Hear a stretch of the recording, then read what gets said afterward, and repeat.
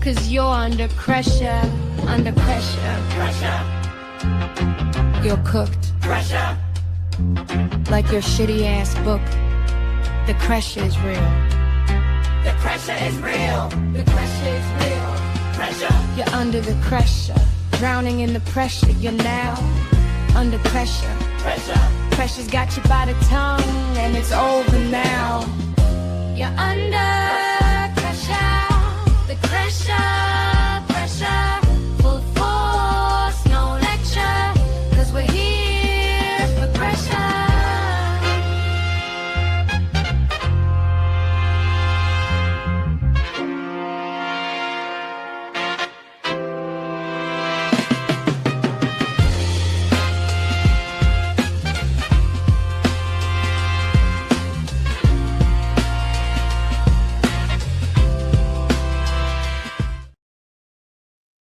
Ah. Oh, I'm unmuted. I was trying to get back over here just in time, but it unmuted me, and yeah, that's new. I was gonna look, y'all. I'm gonna reveal myself. I put the wrong shade of base on twice, 2 times in a row. And so I've already wiped it off my face once and then wiped it off my face again. And anyway, so it's like a patch job. So meh. Okay. So we're just gonna stay behind the scenes right now. Okay. I haven't worn makeup in about a week and a half. So, it's like starting all over again. But anyways, welcome in, everybody. So glad to see you guys here. I really have put this off, and it's because I'm I don't know, a wimp. I don't know. I kind of talk myself down. I talk myself out of it, and I'm like, no, you're not ready yet. You're not ready. Because what I do want to do is to be serious. I want to be serious, but I want to have fun while being serious, right? It's been something I've had to kind of learn how to do over the past couple years, half a decade or so.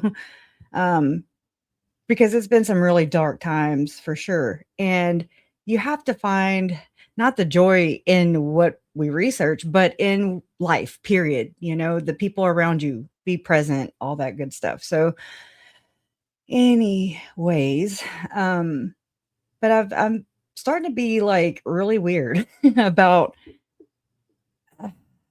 I'm being extra hard on myself. I'm overthinking things, and then it trips me up, and it really sets me back. As you can see, I was supposed to do this live a long time ago, and you're gonna notice today it's not even prepared. Like I'm still not prepared. It's like I could never do it. I could never I'll have all the things, and then when it's about go time, I tend to overwhelm myself, and then I'm like, I forget where everything's at. It's a game we play. We meaning me. But what I'm looking for, hold on, I'm looking for something. Why y'all come on in? Sorry, that was playing. Just hold on one second. Hold up. My gosh. Hold on just a sec. Welcome in. Please hit the like button on your way in. Pay our homage to the pay our dues to the algorithm gods. Oh my gosh, where the frick is it? I'm over here running in a circle, yeah. I don't need any damn help. Okay, finally, cheese and rice, right? My goodness. Are y'all doing as crazy as me? Or are you chilling? Chilling like a villain? Hey, Kelly Blue Who. Thank you again for your PayPal donation. It was really awesome. And thank you, Hawkeyes Loves Nature. That was such a sweet song. Oh my gosh. I'll have to play it later if you give me permission.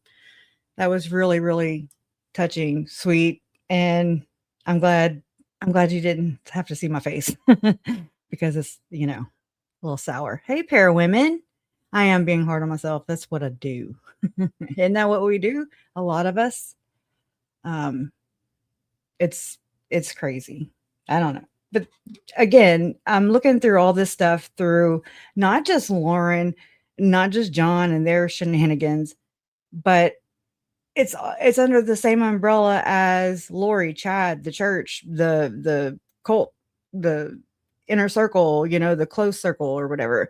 And it's like, holy shit, the web has not stopped webbing, and it won't, and it don't. So I've had to come to terms with that a long time ago. You've been a klutz today. Just don't get bruises. I used to bruise so easy. Well, so I do want to bring something to your attention. Here, ready? And I love your song, Noah. I know, I jacked it all up. Anyways, no, we learned how to talk through live streams. We really didn't. But here's Hella. Hey, Hella. Are you muted? Hey. Oh, hey. I had to turn myself on. How's it going? I'm good. How are you? Are you on the right side, or do I need to switch us? It's okay. Nope, you got to be on this side. Huh? Hello. That's how you look on mine whenever I'm looking at you. I'm like, wait. I'm so glad. Hello, love. It's so good to see you. Yay, I'm so excited to be here. You don't hear me when I talk through my remote. So, All right. Okay. So, all good? You can hear me, see me, all good? Yes. Yeah. Nice you look beautiful. Oh, I just washed my hair and it's a bit fluffy. Mm. It's a bit fluffy. So I was like, I got to finish drying my hair and get in here quick. Yeah. What time is it over there down under? It's 10:42 a.m. Oh, nice. Morning time. It's time to go cook some I breakfast. know it's morning. It's Saturday morning. It's my daughter's birthday on Monday, and I've got all these things planned for her on the weekend. So this afternoon we're going out K-popping. What the hell is K-popping? Oh wait, no. Oh, Lauren and the Demon K-popper Hunter, whatever the hell. I don't even know. No, nothing to do with that. She likes like grown up K-popping. So like she likes like K-pop bands like Stray Kids and all that kind of thing. And so she actually does like she goes and like she does dance, and so she goes and learns K-pop dancing. And so what we're doing this afternoon is we're going into town, and there's this thing called a K-pop random dance happening. And so other like kids and adults who learn how to K-pop dance, they go in and like popular K-pop songs play, and because they've been learning how to dance at dance schools, they hear the music and they're like, I know this dance, and they run into the center of the square and they all dance kind of like a flash mob. And there's cameras, and it's like they're all in sequence and they don't even know each other, but they all dance, and it's like this big spectacle. And so she's really excited because she's going to meet new friends and stuff. So I was like, do I ask the age? But you don't have to tell me her age, but just like the general. 14. Okay. 14. We're 14 on Monday. Oh god. Yeah. Bless your heart. Oh my gosh. That's crazy. I know. Only because I remember being 14 and I was like a little bitch. Okay. I was the demon. She's adorable. She's a sweetie. So I'm excited for her. But yeah, there's not many people like going that she knows. She's a bit nervous that she's like going to meet new friends and stuff. So I'm like, don't worry, but she'll be fine. But I'm just gonna like. As soon as she gets there, she'll flourish. They always do, don't they? She does. I'm just gonna stick off to the side and just be like, yeah. Oh yeah. Yeah, definitely. Don't take your eyes off of her. Don't let her know. No, there'll be that, but also she doesn't want me anywhere near her. So. Correct. Yeah. Allergic reaction. And she doesn't want me jumping in there and dancing either. It reminds me of Mom dancing too. Oh my god, y'all. You know how look, I'm 47. My mom, she was a young mother. She still is. But she had me when she was 17. And so she's only 17 years older than me, but I'm just saying, like, so I'm 47. I think she's gonna be, or she is 63. I don't know. She's somewhere around there. And she would you hear AC/DC or whatever back in the day at the club. I like my age group, you know, like she came out with me and my stepbrother one time and she was jamming and rocking her ass off. You know, I mean, snapping her fingers and everything in the middle of the dance Yeah. floor. And I was like, get it, mama, get That's it. the thing. Like I'm a dancer, but I don't dance K-pop. I dance something else, and like she gets really embarrassed when I'm dancing, even though like I am trained. She's like, "I, mom, Yeah, not today, mom. Lay off that. Poor stop it." thing. Yeah, I Right? know. And like her friends will be like, "Oh, mom's a really good dancer," and she's like, "No, she's not." She's in a wheelchair. No. Like, "No, she's so stiff, and she's this, and she's that." It's like, shut up. Yeah, that's so cute. I mean, I'm glad you have a lovely, calmer 14-year teenage experience. We'll just say that, you know, my Yeah, daughter, I mean, me, everything's okay at the moment. man, and that's when and when they piss you off, you're like, you know what? It's the hormones. So you're like, screw you, hormones. Screw you, Uh, hormones. we have In our your head, you days. don't say that out loud, but We have our days, but at the moment, mhm. everything's fine. Well, Thank you tell her so happy much for birthday. having me on. I really Yeah. appreciate it. Yeah, yeah. It's. I've been like, uh, we got to get together sometime. It's so nice to be here. Yes. Yeah. I wish I'd be on screen. I wish I knew how to put my damn makeup on. Like, Oh, don't I've be been wearing it silly. since I was 14, for Christ's sake, you know? Not today. Not today. Oh, hi, But, everyone in chat. yeah, Oh, now that for I'm here, I'm sure. gonna put a post up saying I'm here. I know, it's like I wanna give you the controls and be like, "Here, you do all the things." But that's not I need It's to not put that that easy. I need to put that thing into, or that option or suggestion into StreamYard. They just asked me all kinds of things, and I forgot that. It's But, it's It's not that easy. Like in order to make someone a co-host, like you need to pay extra and you gotta send I an do. email and it's I like, do. yeah, It's yeah, crazy. I know. This is what I wanted to show you, though. Sure. This Oh, was something. she's in the she's in the Yes. bowling and jumper. Yeah. Yeah. Snots. Snots and pearls, I guess. Yeah, that I don't one. know. Yeah. So I saw this, when was this posted? 5 days ago. God, I hate when they do that shit. Like, give me the damn date. Um, so 5 days ago, this was like, I wanna say Friday, or well, no, today's Friday, so Sunday? Yep. Anyway, I had caught it right when it was like 2 hours old or something, and I was like, Mhm. "Look at this. Look at this."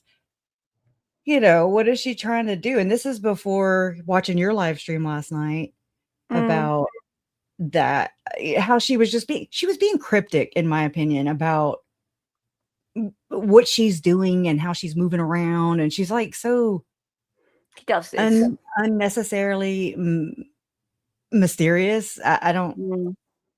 just it I don't know. I guess it works for her brand. I don't know. Yeah. She just wants to look like she's important.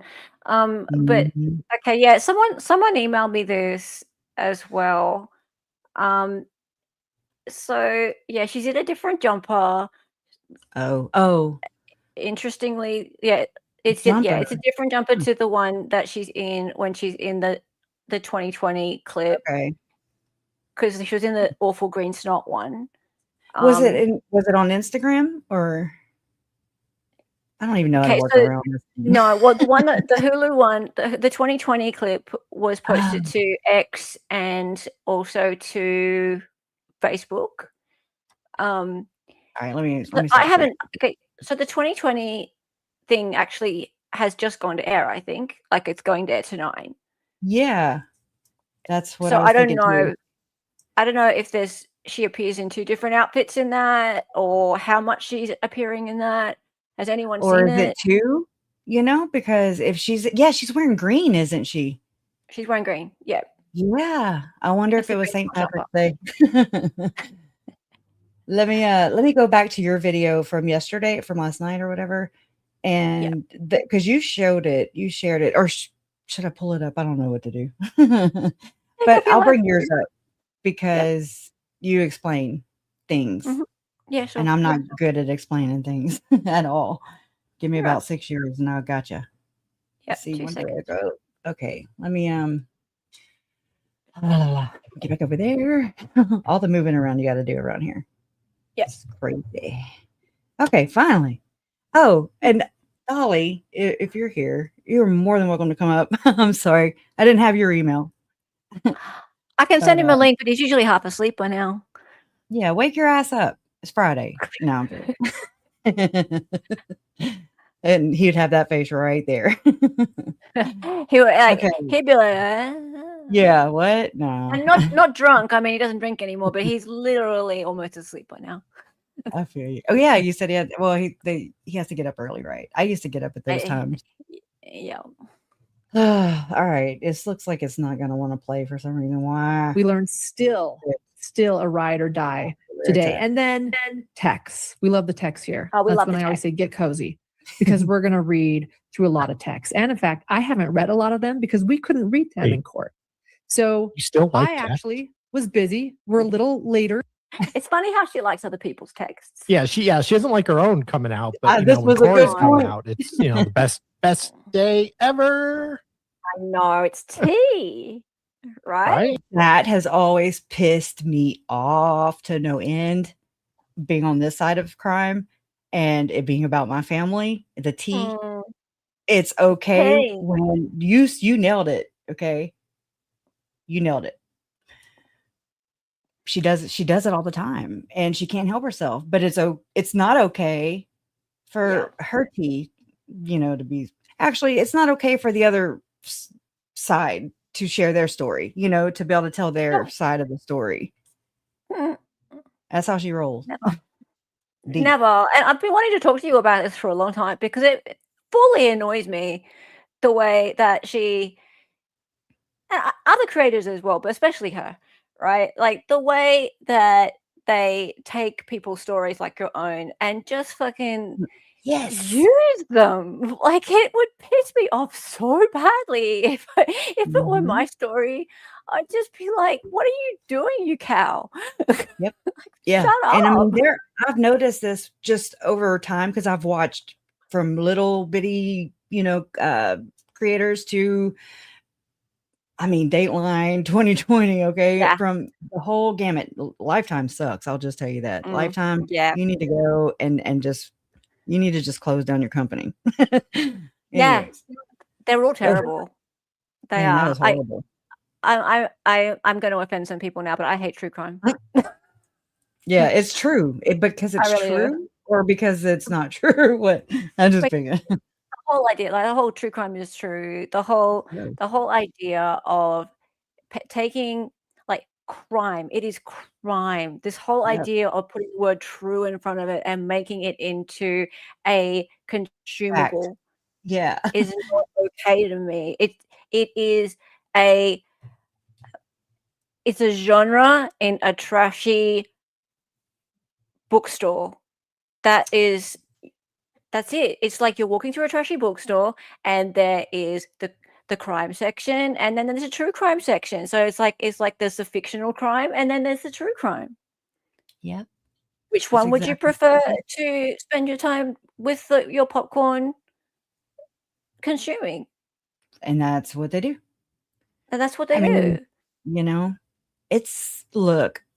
I didn't know what I was stumbling into yesterday, but I caught Jolene Lenzer live yesterday. And, Yes.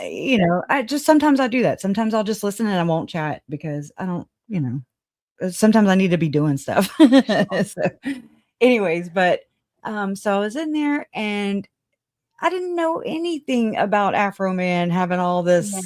It was a civil suit or something. They raided his house.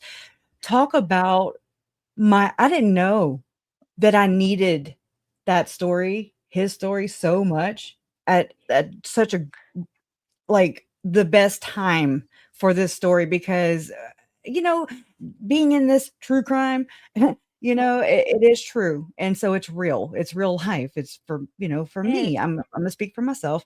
There's so many other people on this side of crime and it's not pretty. Like, No. I would do anything to trade places and have them here, and just make this never exist. But that's just not how it works. And but to see him, well, I mean, Jolene was playing his clips, and I was like, "What is going on? Oh my God, they're playing his songs!"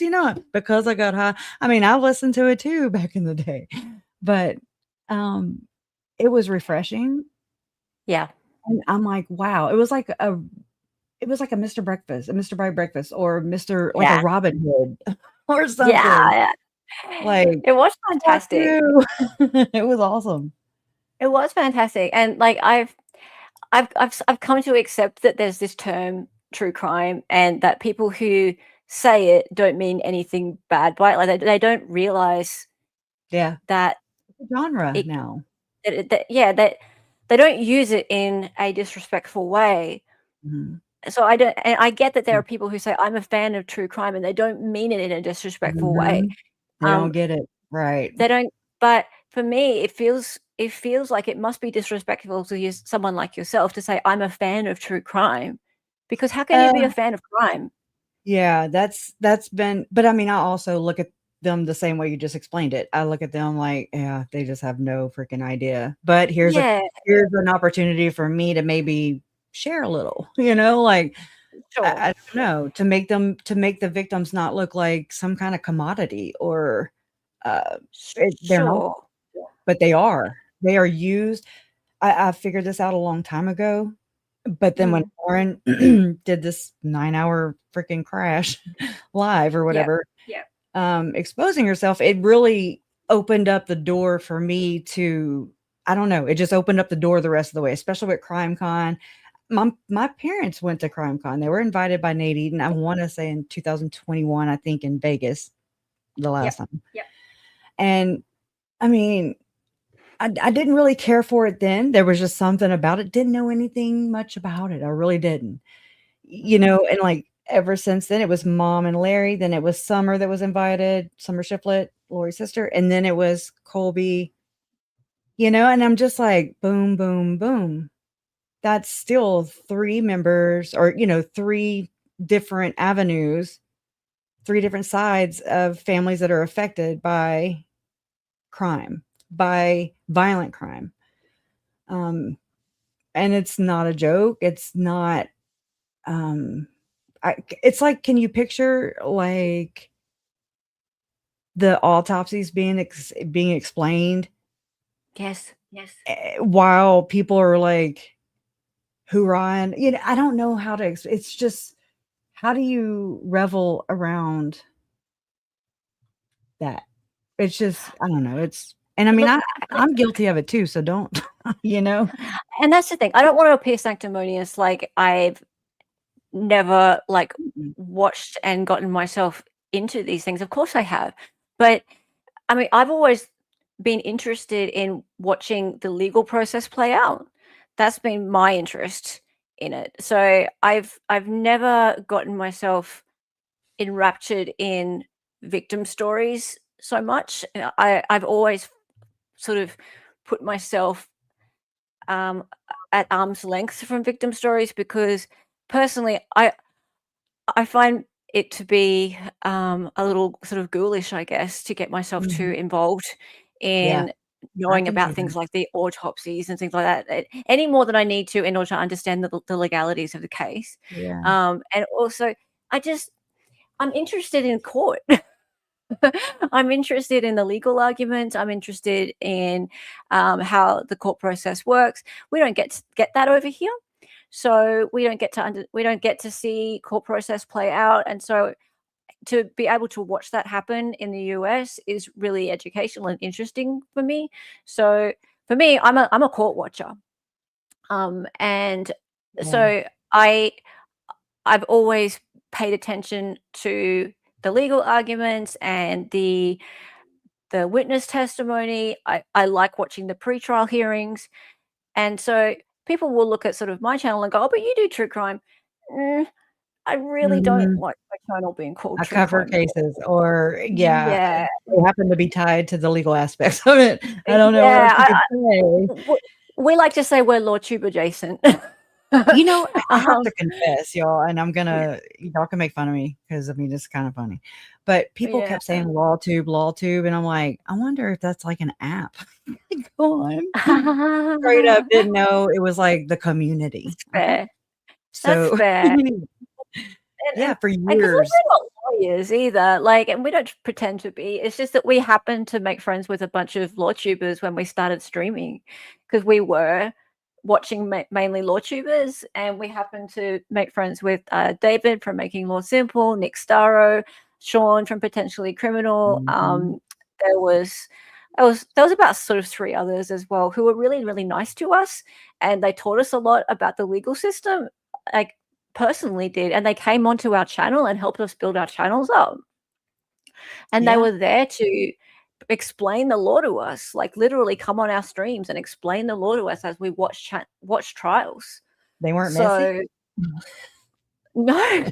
No, because It's they think of fantastic. things in a more legalistic aspect, I Yeah, guess, and and not so also, much the salaciousness.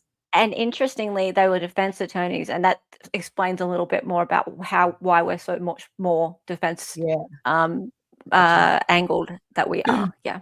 Isn't that how it's supposed to be though? Except for Mm, prosecution?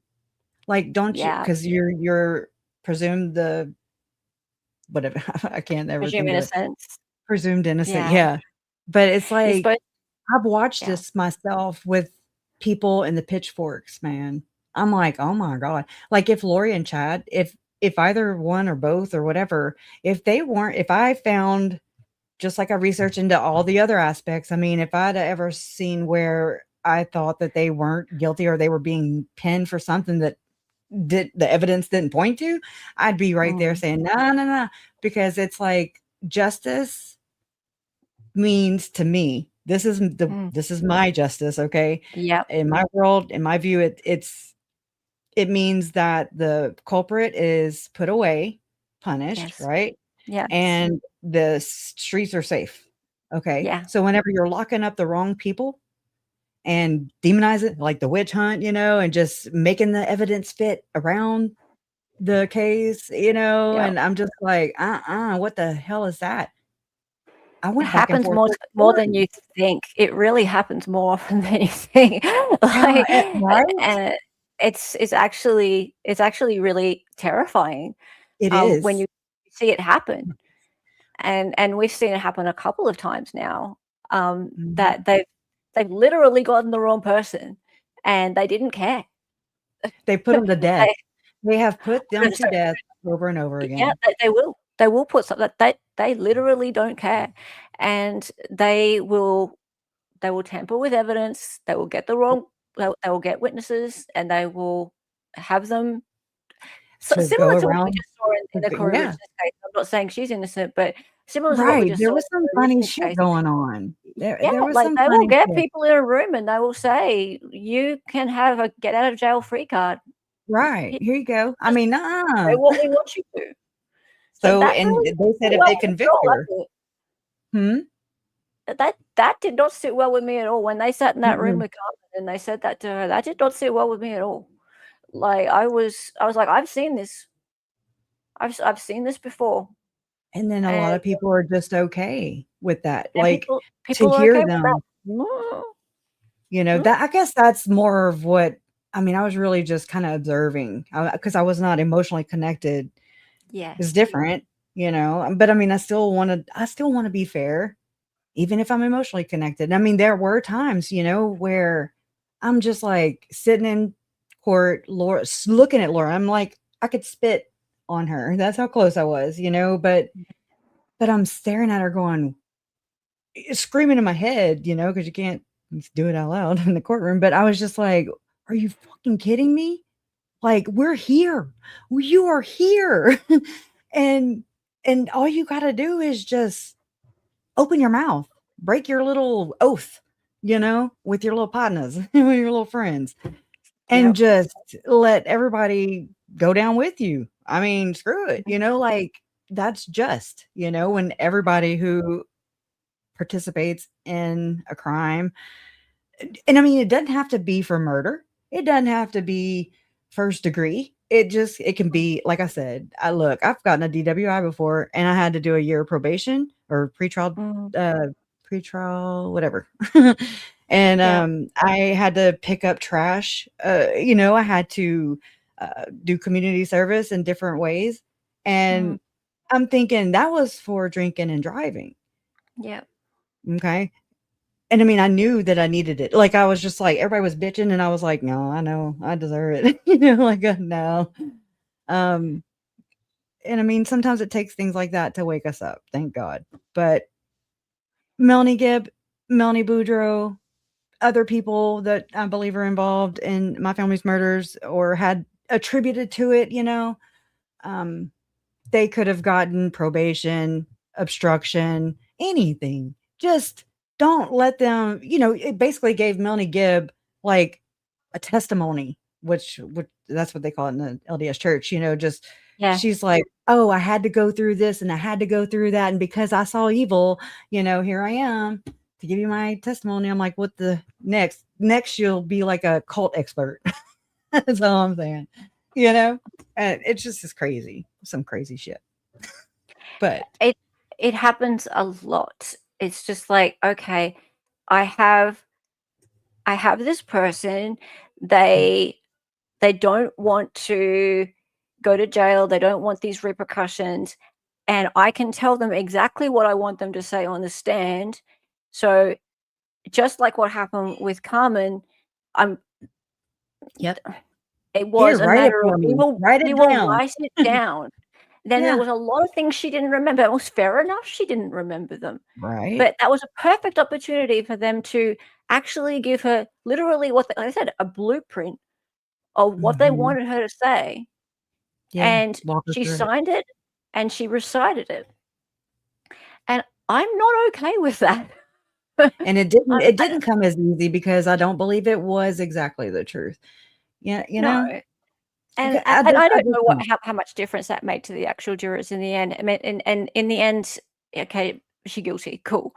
But this happens a lot. That's more my point. This does happen, and it's not okay with me that Mhm. prosecutors use this sort of stuff to fit evidence around convictions or to create convictions.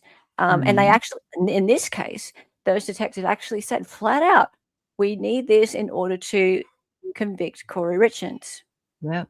And if we get that, then you get a get out of jail free Get card. out of jail free card. And as many Yeah, times as exactly. she broke probation and pushed the boundaries, I mean, hello, that's what happens. That wouldn't have come out. Repercussions, man. Larry always says there's a choice and a consequence. Choice and a consequence. Everybody has the opportunity to make a choice and a consequence, whether that's good, bad, in between. Yeah. I mean, you have to look at like Trisha Websluis, where she justifies just like Lauren. I mean, it was like a blueprint right there where they're illegally obtaining audio recordings where they're not supposed to, but they don't see the bad in that. They don't see that they're doing wrong. They just see that they're bending the rules. They are like loopholing. Blinders. Yeah. Yeah. And it's like good for thee, but not for me. Yeah. But they are blind, or I don't know. They don't see it. I don't like, oh my God. And I even heard Trisha say after that, when she started hearing rumors, because we ain't never going to shut up, that she was like, no, I didn't. No, I didn't. And I'm like, oh my God, I got all the clips, Oh my God. You can't say you did not because you did it before knowingly. Wow. Then you did it. Then you were like, oh, I did it. And then I'm going to share it with you. Then you shared it. And then you're going to say you didn't do it. I don't think so. I don't do good with the gaslighting or just straight lying. I'm sorry we got so far off track. Do you want to go back to where we were? I don't even know. Somewhere in Lauren Hood. Thank you, Oh, Jill. And this too.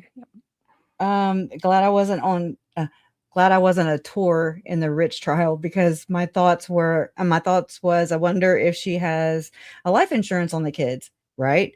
And how long it would take her to pull a Lori Vallow once she got out of prison. She's where she needs to be. Exactly. You know what? this, I told Jason, my fiance, I'm like, this is a good lesson on if she actually did not do it, if Corey did not actually lace anything and plan anything, and she was just being a shitty person, okay? A crappy wife, not a good, she was not good in a career. I'm just saying, if she, shit, I'm losing it. Oh, Yeah. because she's lied so much, because her character is so, it's so not good, you know.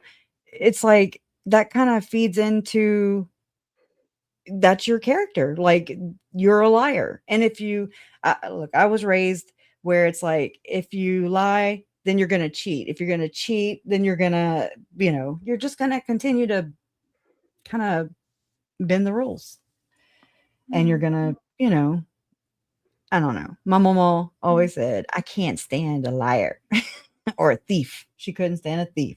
Lord. But anyways, oh shoot, I just unshared it. Let me go back. Oh yeah. So yeah, we were, what you were gonna ask me something. I hate when she does her hands like that. Oh, Webby. Anyways, I don't know. I don't remember, but was something about what she was wearing or something. I don't remember when it was going. Oh, what Lauren was wearing? Yeah, well, we were trying to work out when it was going to. I love this part. Anyway, I love you this. Did I almost put this on my thumbnail. And I was like, well, media. Perfect. We got Megan and we have media. That was perfect. I don't know why I didn't think about it before. Good job. I don't even know what the antennas are about. I just felt like drawing them. Yeah, it's her crown is what I thought. You know, because she's media. Media. Man, she is a hot mess express, y'all. She's a lot to keep up with. She looks ill there. I don't know what's going on. She was probably detoxing a little bit. Her strange. Xannies were wearing off. No, I don't know. Oh, these antennas. Okay. I didn't see those. Yeah, those antennas there. Yeah. And then it's a crown down there. That's for a good signal, you know. Got to have a good signal. Anyways, okay, so I don't know where to go. Yeah, no, you were there. Going about around there, yeah. I'm gonna go to the beginning of this part. All right. Okay. So I don't know what she's about to say, but GMA ABC. See, I put ABC 2020. I've been thinking she was going to be on 2020, but Jason read this post to me earlier, and it was Nightline. You know who used to be on Nightline a lot too? Is Susan Hendricks. Have you heard anything from Susan Hendricks lately?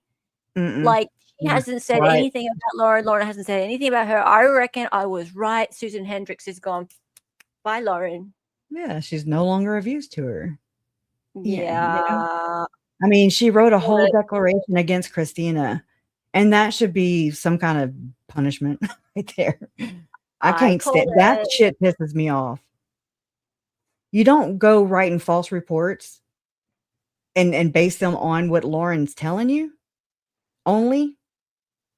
Like, because they were okay with her. They were signed on for her to go to prison too for however many years, 50 years, up to 50 years. Yep.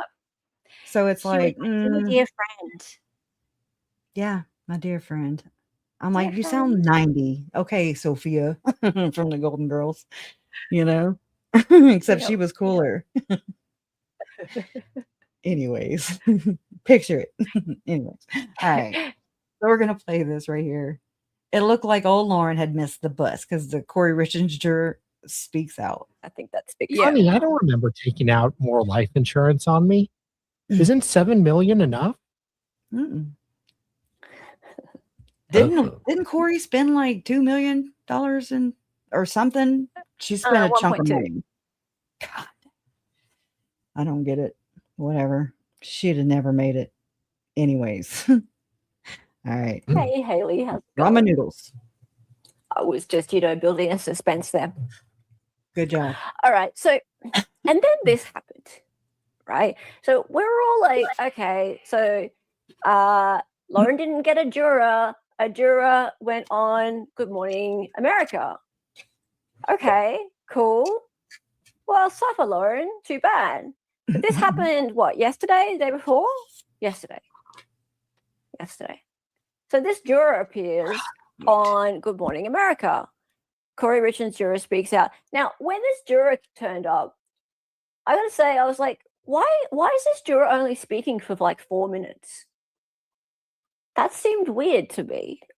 Why? Did you guys think it was a bit of a short interview? Yeah, I did. I did too. When you said that, I was like, And then Nate had another juror on, and it was like over an hour. So yeah, Yeah. completely short. And I think you nailed it right here too with they're saving it for later. Oh yeah. Content. And I also want to validate, your theory, which is, I don't think a theory. It's a very good one. The fact I've noticed this too, when my parents were doing documentaries, they would be under contract. They couldn't talk certain things. Right. Yep. And I mean, it's like a cool NDA, basically. Yeah. And then, That's watching Gypsy Rose too, and how she was doing those shows on Lifetime. And just the same thing, keeps them quiet about those subjects. She saved her whole baby or alleged baby, whatever, for Lifetime, for, whatever. So I've been a little skittish about those things because I'm not one to just be quiet. I'd talk about the same damn thing all the time. Exactly. This juror, too damn happy to be talking for 4 minutes. Yep. True. Right. And she was pretty excited. But I guess let me play it so people will know. She looks kind of like she could be the next Grayson. I concur. Why? I don't know. I just get that vibe. Okay. He's got a good. Did she fall over herself running to GMA? A lot of creators said that too. Yeah. Okay. So it's sus to me. Why? Why would GMA do such a short interview with this person? At a quickie. So that already seems sus. And this juror seems kind of happy to talk. Why would this juror only do such a short interview when she seems so like open to talking? Yeah. Yep. So I was like, this in itself is sus. And then something else happened.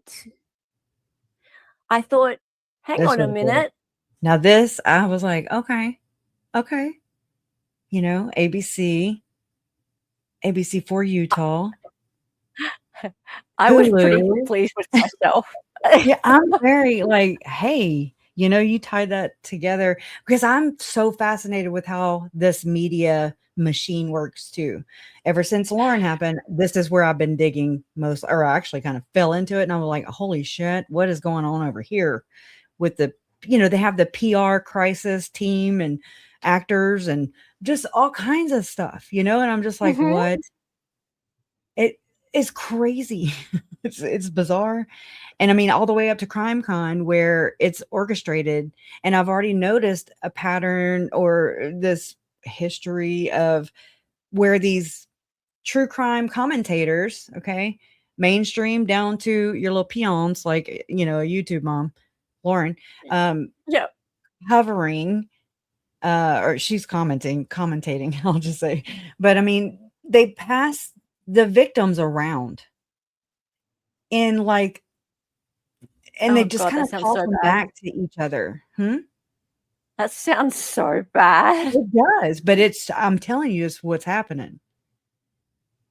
Lauren said, like, it was one day during Chad's trial and the indictment was messed up and Chad could have gotten away with not being charged with JJ's murder. Larry was so upset outside the courthouse. Mom stayed inside because she was smart. Lauren's outside And then she jumps on a live stream, runs up to Larry. He's like so distraught and upset. You can you can feel it, you know. And I mean, I didn't know any of this during that time because I was pissed off myself and I was outside like throwing shit in my shed. So, I mean, just like what? I mean, it's crazy because it is true. It's real. And but here's Lauren, and she's like, she like did a whole intro for her gyms, you know, and got them all caught up to date for like 8 minutes, you know, just catching them up on that morning's events. Larry's sitting right there, distraught, and he's going, "Oh, you know," she's like, she's like, "I know, I'm just sitting here processing it with you." That's that thing you were talking about where they attach themselves to the story and they become the victim themselves. I've watched it so many times. So you're onto that too. And Wow. I'm like, yay. And she sees it, you know, because I mean, it's not something everybody sees, you know, it No. depends on how you're looking at people. Um, and anyway, so she catches all her gems up to date and she's sitting there and Larry says, I wish I had an attorney to talk to. Lauren doesn't know any attorney. Lauren said, I wish I had an attorney to talk to. Right. She was like, "Oh, we got him on speed dial," you know? And I mean, it was just, anyways, I was just like, you have like, I wouldn't refer any of her attorneys, you know? But I'm just saying, No. there they are at her fingertips. She's blood related to these people. And she Yeah. did not one time put her fucking phone down and stop shining it at Larry, pointing Yeah. at the exhibit, you know, like the thing, right? Mm. Look at the spectacle and exploit the shit out of him at that time when everybody else was not doing it. Nate was right there. He did not have a camera in Larry's face. Okay. So, I mean, it's just, I guess some people have more boundaries than others. I'll just say it. Nate has more boundaries than Lauren, if I had to put him in a race. Well, clearly. Yeah. It's disgusting. Googie, can you email me what you're talking about? Googie said that there's something on their website about this, and I can't find it. So, yeah, thanks, Googie. Sorry to cut you off, but I'm very interested in what she's talking about. Okay, Steph sells stuff by the seashore. Says, I don't understand what the controversy is about the juror being scheduled to speak to them. Can anyone help me? Okay. I mean, let's say like ABC, like Hella believes here. She believes that ABC was able to get in touch or get into reach with this juror. And in doing so, they have a special coming out tonight. But I mean, the trial, when was the guilty verdict read? Monday. So 4 days, right? Everybody's chomping at the bit, wanting to hear from the jurors. And so, but here's ABC, they get their hands on the juror and they put them in a contract, basically, where you can't say anything until this actual special comes out tonight. After that happens tonight, then the juror can go and, you know, make the circuit, because it is a circuit, trust me. It's the same thing they do. Same thing they do to victims. Okay, so that's part of it, but that wasn't the reason for this stream. So the reason for this stream was people were wondering how the hell Lauren got a media pass to the trial at all. Yeah. Right? Because because she's just a mom with a YouTube channel. Yeah. Right? And exactly. And so she managed to get into the front row of the last day of the trial, and Nate Eaton didn't even manage to get in that day. He managed to get into there for the verdict because it wasn't as busy at the actual time of the verdict. But during the day, for the closing arguments, there was Lauren with her lanyard and her bracelet, her media bracelet. Oh, is it in the flower shirt? Sorry? Is it in the flower shirt or the black shirt? No, flower shirt. Yep. Flower. So she was in the media row on that last day. And earlier in my stream, this particular stream, I showed that on day 9, she had turned up to the trial also. And even though she was sitting with the in the gallery, just with the public, she had done a lunch live. Actually, it was earlier in the day. She'd done a morning live from her car saying, "Hey, guess what? We're part of the media. In fact, she said we run the media pool, right?" And it was a look, Thursday too, which was weird that because was if a no court Thursday. Friday, Well, why would you even go there for one day on she the said, whim? well, she kind of explained it She because did. she said, she said, "Here, we got our media passes," and she showed her wristband, and she was like, "But for reasons that will become clear later, Mhm. we're going back to." We're flying back out tomorrow. We have plans here in Utah tomorrow, but then we're flying back. Yeah. And then she posts on Facebook and on YouTube this photo of her in these hideous blue pants. Oh, yeah. Yeah. And love there's it. a photo of her with this giant news camera thing, which is clearly not her camera. And she says, "Oh, we're filming today," but doesn't say what it's for. Yeah. Yeah. Yeah. So Mhm. there's There's her the with these filming hideous that blue day. pants. That's not It it. Yeah, that's it. Yeah. freaking, I Right. was like, what? Farmer done country done come to town, y'all. Oh, shit. Yeah. Right. So she'd been giving all these hints out. Right. And she'd been also giving up other hints through other streams, Uh, even with John. When she went on Patreon with John and did the date night, the first date night, she said, "Oh, we've gotten some good news, and we can't tell you what it is yet, but it's so exciting, and it'll come out in the next few weeks." Right. So they keep saying that something's happened and there's good news and it's coming. Right. And for who? It's good news for her. yeah, exactly. Right. Ugh. And so she did say that they were on the media and they got a pass on day 9, but they arrived unexpectedly. And so they were part of the public, but they didn't have access to the media facilities. Then they went back, and then they came back on the day of the closing arguments. And then she managed to get into the front row. Now, so what my stream was about was not about her getting a juror so much. It was about the fact that how she got into the courtroom with a media pass at all, considering she's just a YouTuber. Turns out, and Janice actually confirmed this in chat. I know. She has, High five, yeah, Denise. she has a friend at ABC. And this is just a coincidence that her name is Lindsay. Yeah, I saw that too. I was like, yeah, I don't think it's the same one, even whenever she said that. Different Lindsay. Spelled Yeah. differently. Let me look for. I'm getting lost over here. Okay, let me put it back here. Yeah. I'm looking because I remember I screenshot the comment, just because I try to do that. I try to kind of know where I got things from. Sure. Here. Please, thank you.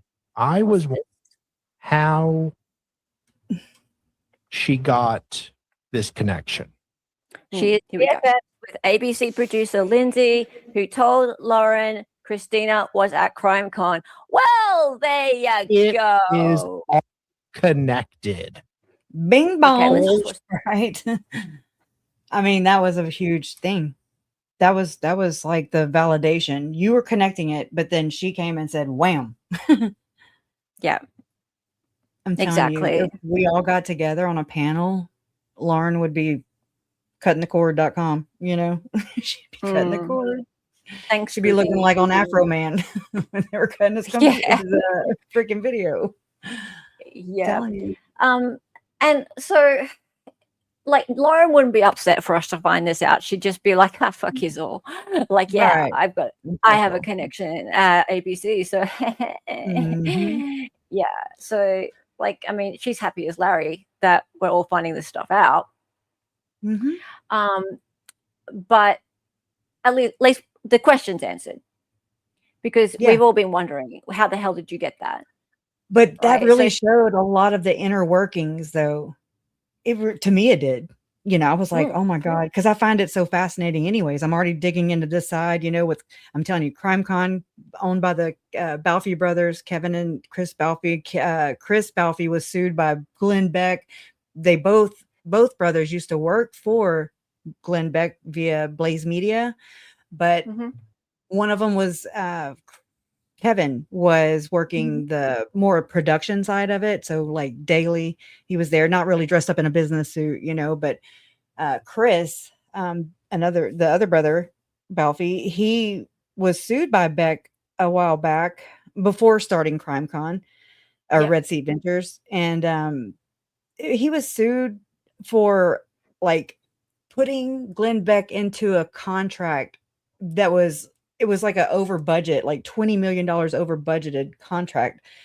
Mhm. It was a property or something that was leased. And so he sued, Glenn Beck sued Chris Balfe.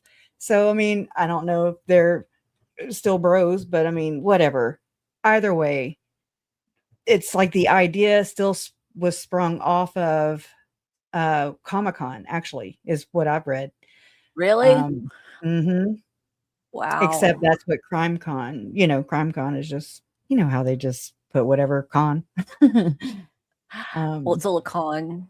It is isn't it? That's one true thing that they have. Here, I found this finally. I just added that to it. But that way people can see how hideous how many dollars do these pants cost from Nordstrom? 500 and something. Yeah. Is that $250 per pocket? Dali said that they're dog poop collection bags. Yeah, that's Lily. Lily, that's some saddlebags, man. Yeah. Waiting on her to do a wheelie, They're freaking so awful. Yeah, this was actually the first picture the first post I saw. And then when you take that, she's dropping all these little nuggets. We are out here covering the Richens trial, day 9, not filming a 2004 Baggy Jean. I added this 2004 Baggy Jean music video in a dirt lot. I'm all for the detour, but can the next stop be a stylist? I mean, for real. Between the malachite rings, because she Yeah. loved to brag that her and John had a very similar ring to Lori and Chad's. So that's what that's about. And the Alex Cox coincidences. I didn't think the fashion would be the most confusing part of the day, yet here we are. Because it's true. True crime is effing true. True crime is true. Hey, Krisha, would you mind if I share something to screen, please? Oh, Googie no, I has don't just mind. shared with me a post that Grayson made. Oh, I was like, I hope I just didn't remove you. I got scared there for a second. I'm here. I get button So there happy. it is. Okay, so thank you to Googie for sharing this. Okay, there you are. All right. See it. Cool. Thank you, Googie. All right. So here we go. So do you want me to read it out? Sure. Cool. So Grayson here, wavy face. Love, Money, and Murder, the Corey Richens trial, is now streaming on Hulu as of this morning, and we just learned it's in the top 15 of all shows. Lauren and John have been invested in this case for years, ever since Corey appeared on Good Things Utah, promoting her children's book on grief.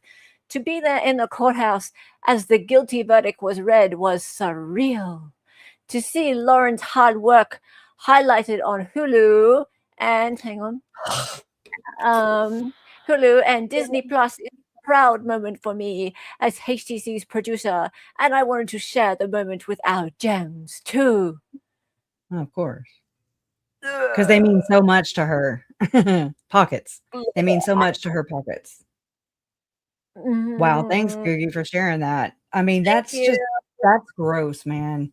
That's the shit I'm talking about. And I know that's the shit you're talking about. I know that's the shit that those of us who are still covering this are talking about. That's what this is. It's gross. You know what's interesting to me? Yeah. What? Disney and Hulu, that company, ABC, was so invested in a guilty verdict. They all are. I think they are. Imagine if it had been not guilty. Then they wouldn't want it. They wouldn't want it. they had that documentary all prepared, like it was ready to go. Mhm. All they needed was a juror.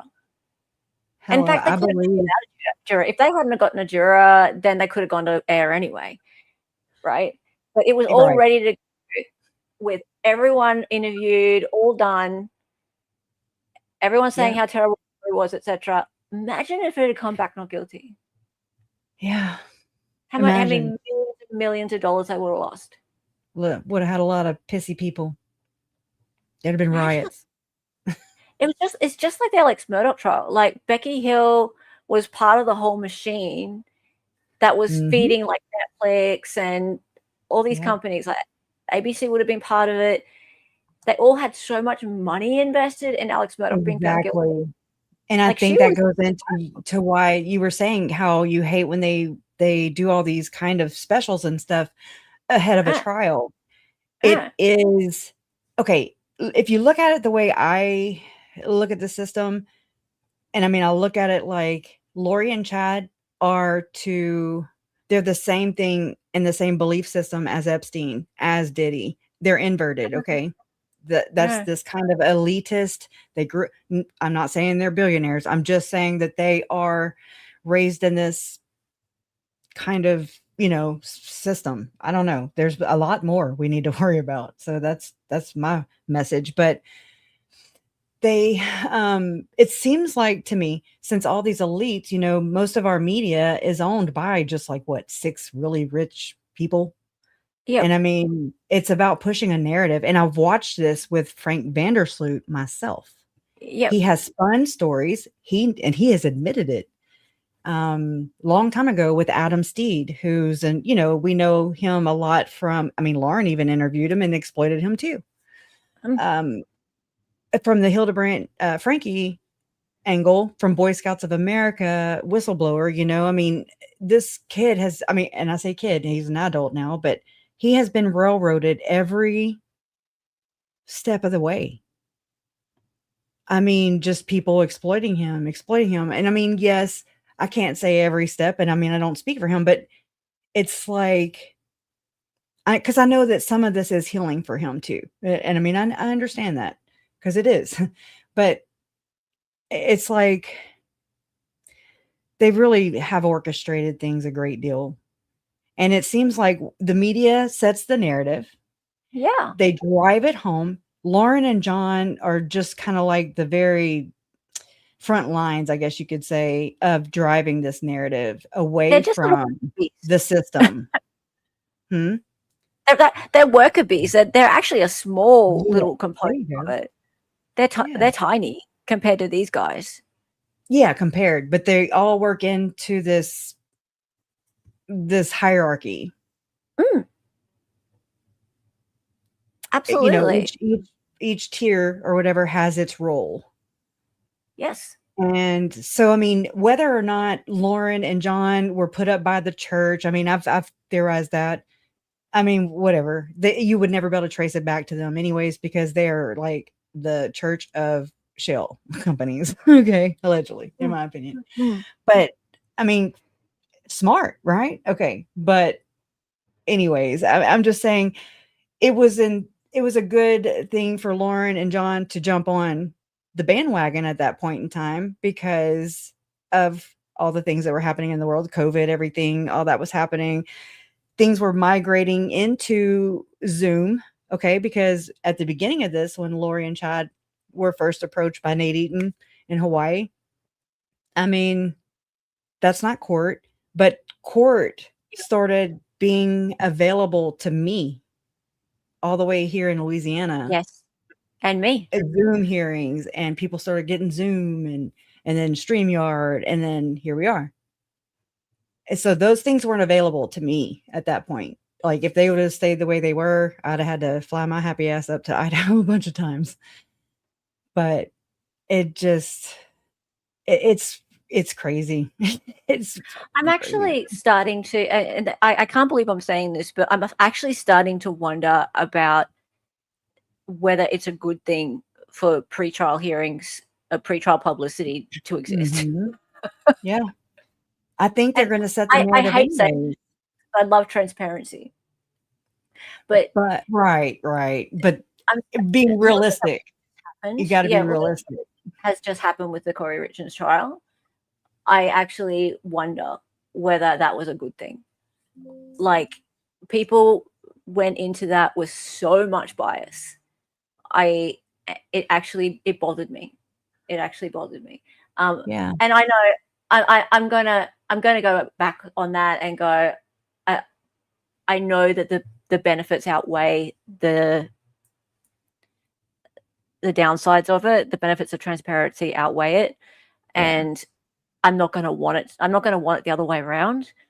But then again, maybe there needs to be some curtailing of this sort of stuff. So I mean the documentaries, right? The narrative storytelling. Maybe there needs to be some sort of curtailing of that kind of thing. And I don't know how you do that without trampling on the First Amendment. There needs to be something to. I don't know how to get. I think it's going to be a force to reckon with, because what I'm noticing, it's like watching birds migrate. Okay, except I'm watching the media and learning about how it's a system all in of itself. And just kind of noticing things many years ago to kind of forming a more and more clear picture every day. Even to where they have all those news reporters synced up saying the same thing. That is the trippiest thing I've ever seen, was all those news reporters. I don't know if you've ever seen that, but it's like a clip that somebody put together, and it's like they all start off. Remember how when Epstein, all that stuff was coming out before this last push, I guess, where you couldn't even say Epstein, and you're like, yeah, you had to say E or just some stupid shit. And I mean, go ahead. Sorry. I was just, Hawkeye just said, I'm from the 80s and it was an awesome time. You know what's interesting about that? Yes, but let's look back let's go forward a little bit and talk about, and I know we're going all over the place now. Let's talk about the Scott Peterson trial for a second, right? So the Scott Peterson trial, we didn't have Zoom and things like that. We didn't have social media to the extent we have it now. And there were no cameras in that courtroom. Yet that was a trial by media, if there ever was one. Wow. Right? I've never seen it. I've heard about it, but that's it. Well, okay. So Scott Peterson, that trial went for 5 months. Nancy Grace decided that he was guilty. A lot of people decided he was guilty based on his demeanor, based on the fact that he was having an affair, based on the fact that his girlfriend, madam, whatever she was, sorry, I just hate to call her that, but she was the lady he was having an affair with, came out and did a public press conference, and his phone calls with her were wiretapped, and there was a lot of terrible things about him. He was just an awful person, but the actual case against him was pretty damn thin. Now, and even when I say that, there's going to be people in chat who are going to be like, oh my God, no, he's so guilty, right? But that said, the trial was not televised, but there's so many people now who say to me, no, I watched that. But you couldn't have. You weren't, like, no one was in the, like, there were hardly anyone in the courtroom. But people remember it as if they watched it because they watched news clips. Yep. Yeah.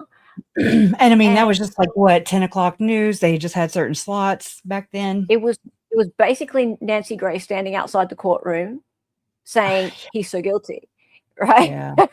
It was a lot of or now it's her sitting outside the Idaho 4 house.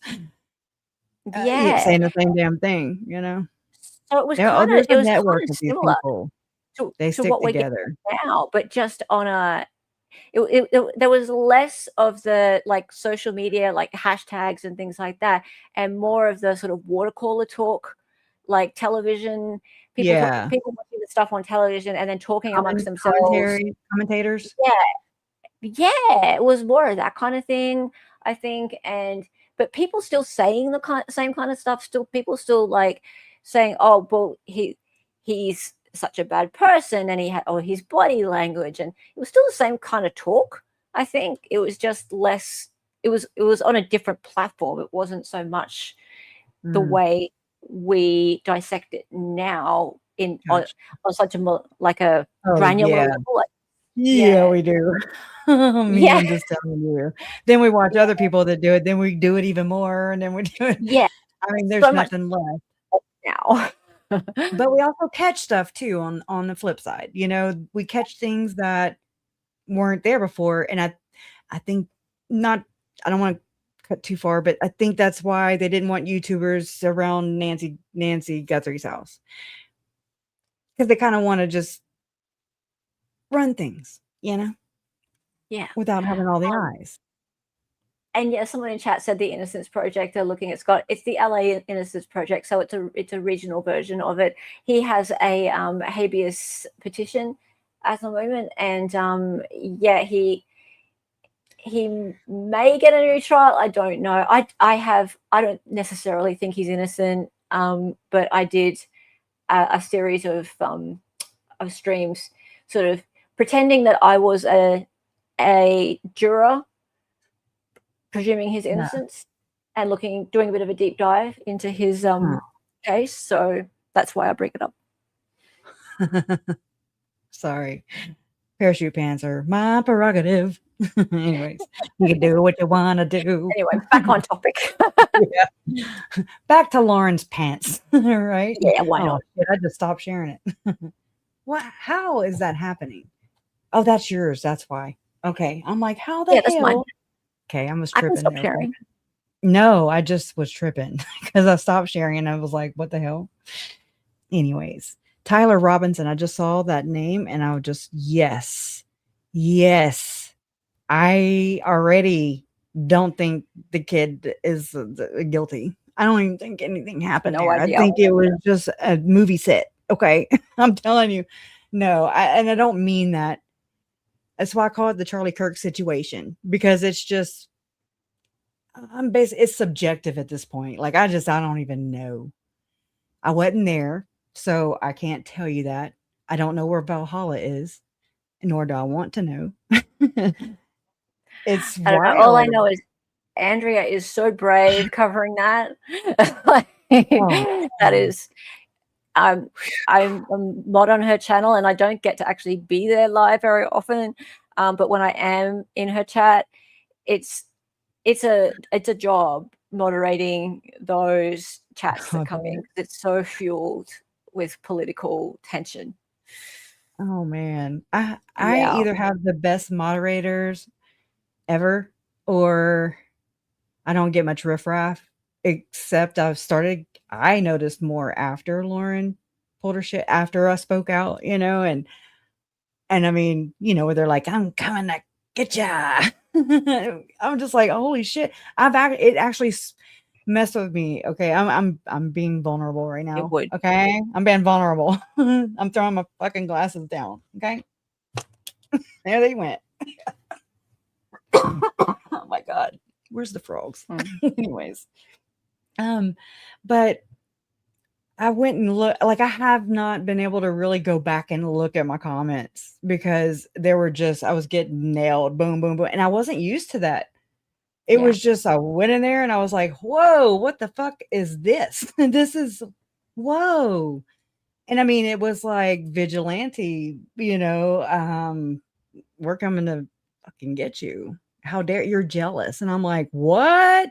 That threw me for a loop, like just brain screws is what I'm saying, because I'm like, wait, I never had to think about these things in particular, I'm like, what? And I had to do a lot of processing. So and made my processor run really slow, which was so frustrating because I have been wanting to fucking talk and just blurt it out for years, but it wasn't safe for me to do that in my own family's fucking case. Sorry, I'm just they're flowing. Yeah, no. Just it's aggravating. I got chills because it pisses me off when I didn't even feel safe enough, And I mean, I was already dealing with a cult.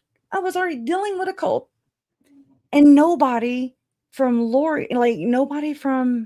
Lori and Chad's time, I guess. I don't know how to put that on their team. Came at me. Now they did make threats allegedly, there were threats made against my parents early on. There were people that called them close to the case that have been interviewed even that called them and, just told them stuff. I mean, there is a Melanie Gibb recording out there my mom has. And I'm like, I need it. I need that. I just want to hear her. Just, no, I probably don't want to. But anyways, just saying these things happen. They kind of come with the territory, right? There's two missing kids for almost a 10-month span of time. There's people are dropping dead. Boom, boom, boom. Rapid succession. I mean, it's scary. My mom was on the list. She is still on the list as far as I know. I wasn't there. But I didn't have to worry about, I didn't have people coming in and attacking me until Lauren. And I'm like, what the hell? It threw me bad. And so I don't know if it kind of got me. And I'm like, it's not that I don't mind criticism. I mean, constructive. Yeah, I'm all about it. Okay. Don't come at me like you just hate the LDS Church. And I'm like, what are you even talking about? It's not two-dimensional. Okay. Anyways, it's been very frustrating, and I'm admitting I've been very scared or, haven't really looked forward to going and looking at comments, even though the few times I've had to look, I'm like, oh yeah. Okay. It's, I've actually turned off notifications on my comment sections. Yeah. Because it got to a point where it was, let's just say, I only wanted to look at comments when I felt in the headspace to deal with it. Yeah. Rather than be notified of them all the time. And YouTube bad actors, oh my God. Right. I'm like, come on. She was saying something really serious a minute ago, and then I saw your comment and I was like, I know. I should have waited. I didn't do that well. I'm not a good orchestrator, okay? Dude. Okay. Does this clown make me look like a man? Totally. Totally. I looked like that white face if I'd have left my original base on because I put too damn light color, right? Oh my God. Anyway. Oh, you bozo. Oh my God. Right. That's what I feel like this is I don't want to misgender you. I don't know. Yes, cuff you. God. I don't know how you've dealt with it, but also, like, here's the thing. I have been, as you know, I've seen a lot of comments and things that I haven't even shared them all. Like people have shared them with me, from their members section, from their Patreon, like from the gems. And you're pretty much public enemy number one. Oh yeah, right. Fuck it. I put myself there a long time ago. They've been waiting to chomp at the bit. Yeah, like they don't come after me. They don't come after any of the people who have been making content so much. They come after you. Yep. And I find that really interesting. And it's like, not that I'm scared. I'm not scared of them. Like I could throw down. I can go toe to toe like anybody else. But like that part caught me off guard, and it set me spiraling a little bit, especially with everything that was coming to the surface at that time. And I was excited and I was ready to get it out. And I was like stuttering, and it's like I had some damn spell on me or something, I was just like, I can't say words. I can't connect a thought. It sucks. Because I wanted to just lay it out there. For like when people ask you and when they question any of us, why are you doing this? What did Lauren do? Holy shit. There is a list. We need a Google Doc is what we need. The problem Okay. is the list is so long that they can't listen. Right. Right? It's Yeah. like, where do you want me to start? Right. And that brings me to my next problem, like, and all of our next problem, and that is like, how do we make it clearer what she's done? I Because we've all mean, made so much content. We've got too much content. it's an overload. It's like trying to drink out of a fire hydrant. Yeah, it is. It's actually far too much. It's too Yeah. confusing. And when they look at it, it looks like we're being really petty and bullying. Right. I feel that way. So I'm like, oh my God, this is how I probably look. But it's like, then I'm like, no, she fucked with me and she fucked with my family and continues. If she had not pulled this whole Darvo shit where, what is it? I always forget. Anyway, same tactics that Lori did with Charles, my Uncle Charles, where they provoke and then they run and look all innocent and shit. And then they point at the person reacting. And they say, look, see, look how aggressive. I'm not being aggressive. I'm not even saying anything anymore. And they look like it's just Pete. They're over it, man. They're over it. And that's because that's what I believe a narcissist does. Narcissist. Thank you. Right. This is what Lori did. As soon as she was done with the people closest to her in her life, you can see this now forever. Like you like digging into her history and everything, you're like, holy shit, she's been doing this for a long time. And they discard. And when they're done with you, when you're no longer of use to them, they're no longer going to get their supply from you. But it's like, this is not resolved to me. Like, this pisses me off. Maybe I've had time to heal a bit from Chad and Lori. Like, this really pisses me off what Lauren did. Like, because it's personal. She did this on top of all the other shit. Oh, yeah. Like, and knowingly. That's so sick and sadistic and, like, twisted. And, oh, my God. That is, like, evil to me. Incarnated. Okay. Molly Colleen, I think Banfield knows. This is the problem. So, okay. So here's the thing.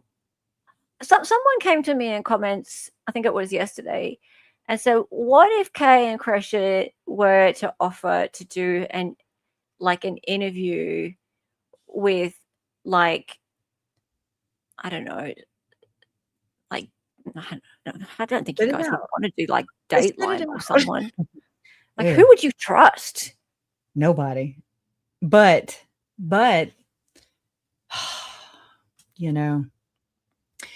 I've watched these true crime creators do the same things that they accuse one other YouTuber, and they demonize that person. And I'm not saying that I'm talking about Zav Girl, about the Gannon Stauk autopsy photos, put them behind a paywall.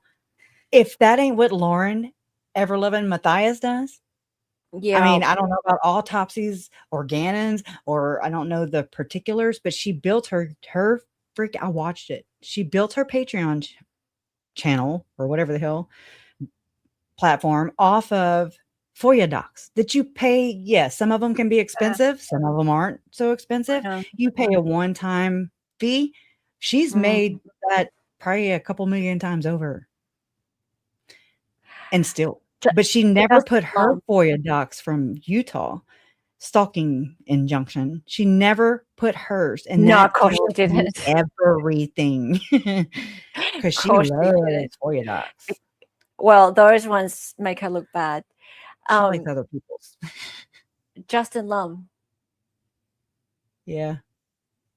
I love Justin. Yeah. My mom actually did an interview with Justin after, and I wondered, because I asked my mom after she testified in my Uncle Charles's trial in Arizona. And I asked her, I was like, hey, will you come on with me?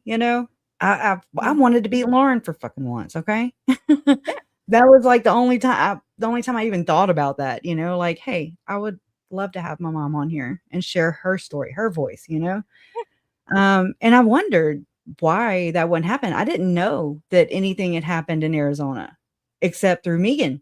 But Megan didn't tell me it was being bullied by Christina, or it was nothing like that. I was just thinking like, what? I couldn't imagine what the hell she was talking about. And I was like, okay, I don't have those problems. I don't know what the fuck you're talking about. I don't pay attention to those people. Like, and I say those people, like, I don't pay attention to the surrounding. I'm living, like, I was there. I was present. I was just, I had things to do. I had to go do my victim impact statement.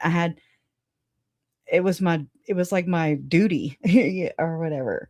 I wasn't there to goss and like spill the tea and frame people. You know what I'm saying? It's like we're not here for the same reasons, Lauren and I. Oh no.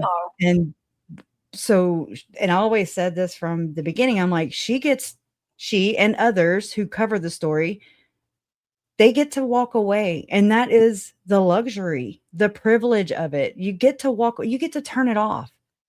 But I have never found that switch, like I don't know how to toggle it off because it destroyed the family as I knew it, my family as I knew it, myself as I knew me.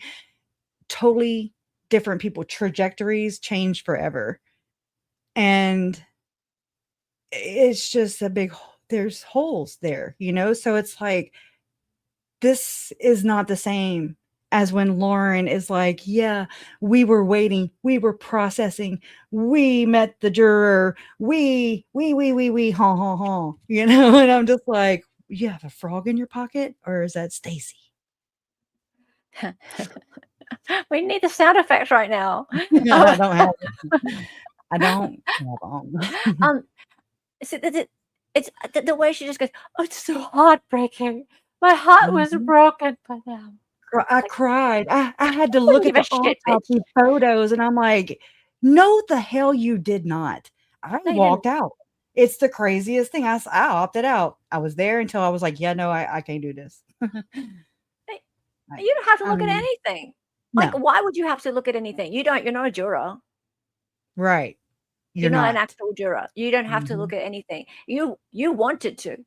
Like, clearly you wanted to. So you could describe it to your viewers because it's ghoulish and they love all that shit. And she's a trauma vulture, a trauma exploiter. She they rip it. It's so hard to explain, but it's not. It's like they just flip the roles. I've seen her do it talking about Tammy Daybell. Where she was talking about domestic violence with Chad and Tammy, and she also read her letter or some kind of freaking poem or something from her alleged DV situation when she was married before. Good God, he dodged a bullet. Run, dude, run. But she stole that from Tammy. She stole that in her 9-hour live from Charles. She stole it from Tylee. She stole it. She don't care. She weaponizes everything, in my opinion. Yeah. Yeah, you're not a juror either. I've never been a fan of. I can't have it on my channel. Any of this stuff where they talk at length about people's bodies being like what injuries to people's bodies and all that kind of stuff. I just can't. It just feels awful to me. It's like, why? I mean, unless it's really relevant to the testimony, okay. But I mean, like for example, when after the Brian Kohberger plea, there was some interviews with the detectives, and there was one interviewer who sat there and ghoulishly interviewed one of these detectives about the trauma to Kaylee's face, and said, wouldn't some kind of different kind of implement needed to be used in order to make these long gashes in her face or something? And she kept going on about it. It was disgusting. John does it too. Sorry? John has, or I didn't know him to always be so gory, But there was this one case he was covering, or I say covering, throwing their bias in. Okay, they were driving a narrative, Yeah. and it was about teenage girls, and they were, or raped or whatever. Rape. I'm sorry. Yeah. And he was just going into lavish detail about their abuse, and it was like, what? Like, it was just really, I don't know if it's just because of what happened since October, Lauren's Yeah. live, and I'm like, their mask fell off for me completely. Yeah. And I lost all respect. It was I was like, man, I don't remember him being this way. I remember wondering what people saw. I'm like, Yeah. okay. And so if Dr. John says it, then it must be true. It's that kind of mentality where they speak the quote unquote gospel of the case. If Lauren and John say it, then that is the narrative. I'm telling you, I've watched it. And so that's Oh, yeah. another reason I'm going back and looking at all their content, because not only to go and pluck out places where they exploited my family, look for that in the future. Or, I'm having to go back because when you're manipulated and exploited that way, and you find out that the people telling the stories of the victims and the victims' families and everybody else, people will listen. And you find out that they're not quite true. They're just their narrative. They're what Lauren needs it to not tie back to her church. Lauren, Dr. John, by doing the psycho analysis and psychobabble, I guess you could say, it takes it away from the system and the belief system.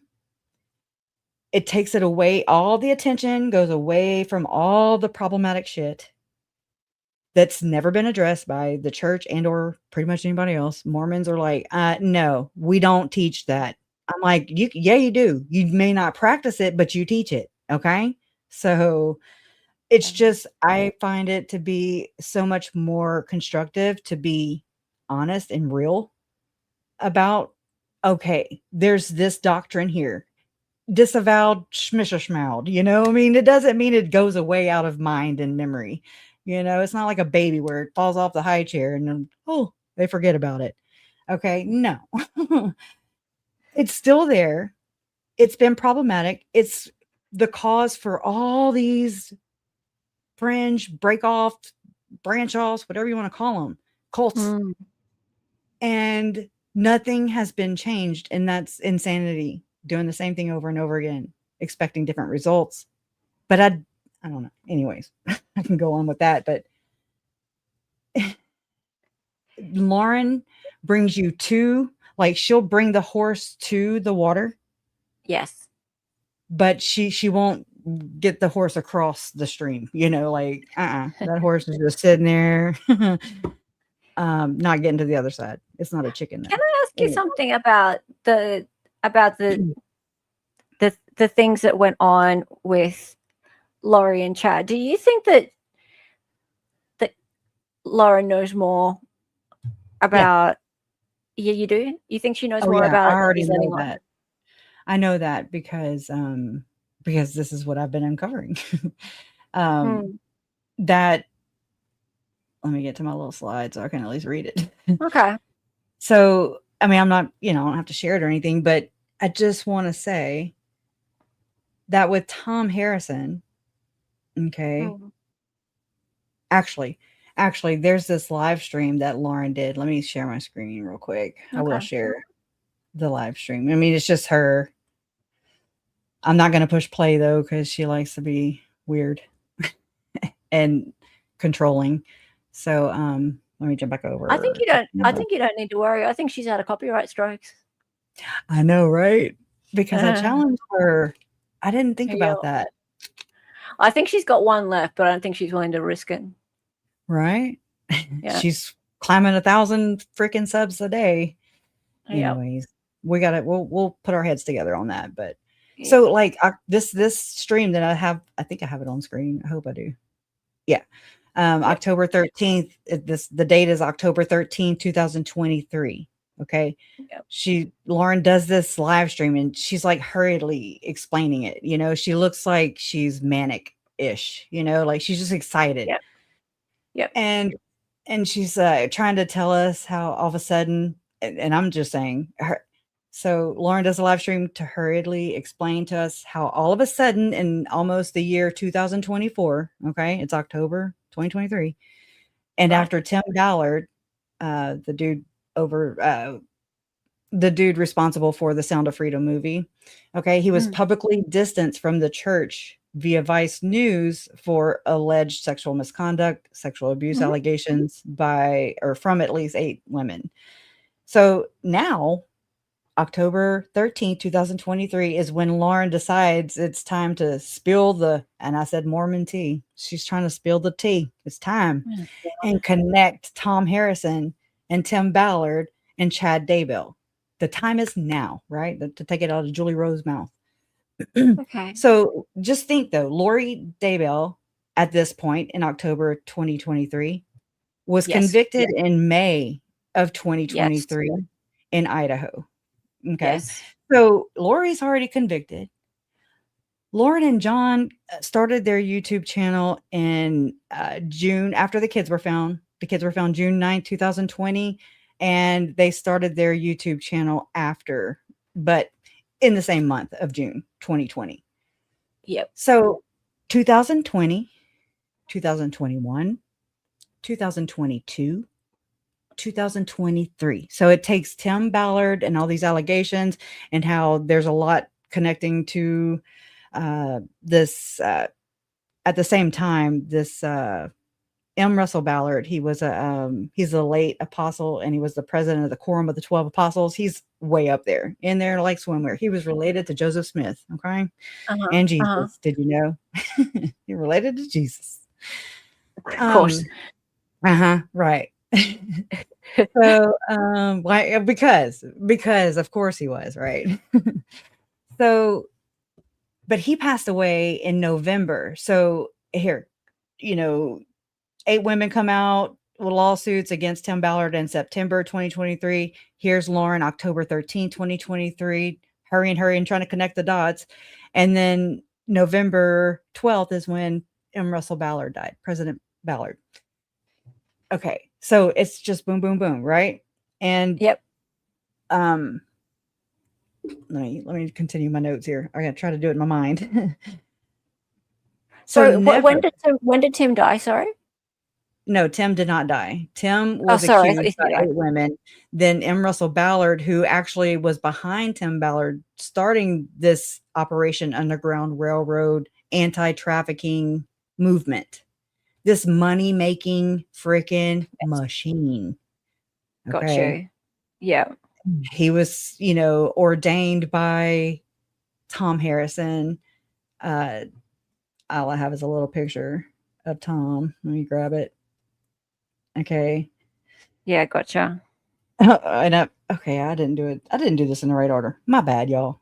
Anyways, so I said, I hate sounding like a plunger, always bringing up old shit, but I can't stress the point enough. Tom Harrison, this guy right here. Yeah. He wrote Visions of Glory, the book about Spencer's alleged near-death experiences that took faithful LDS members by storm.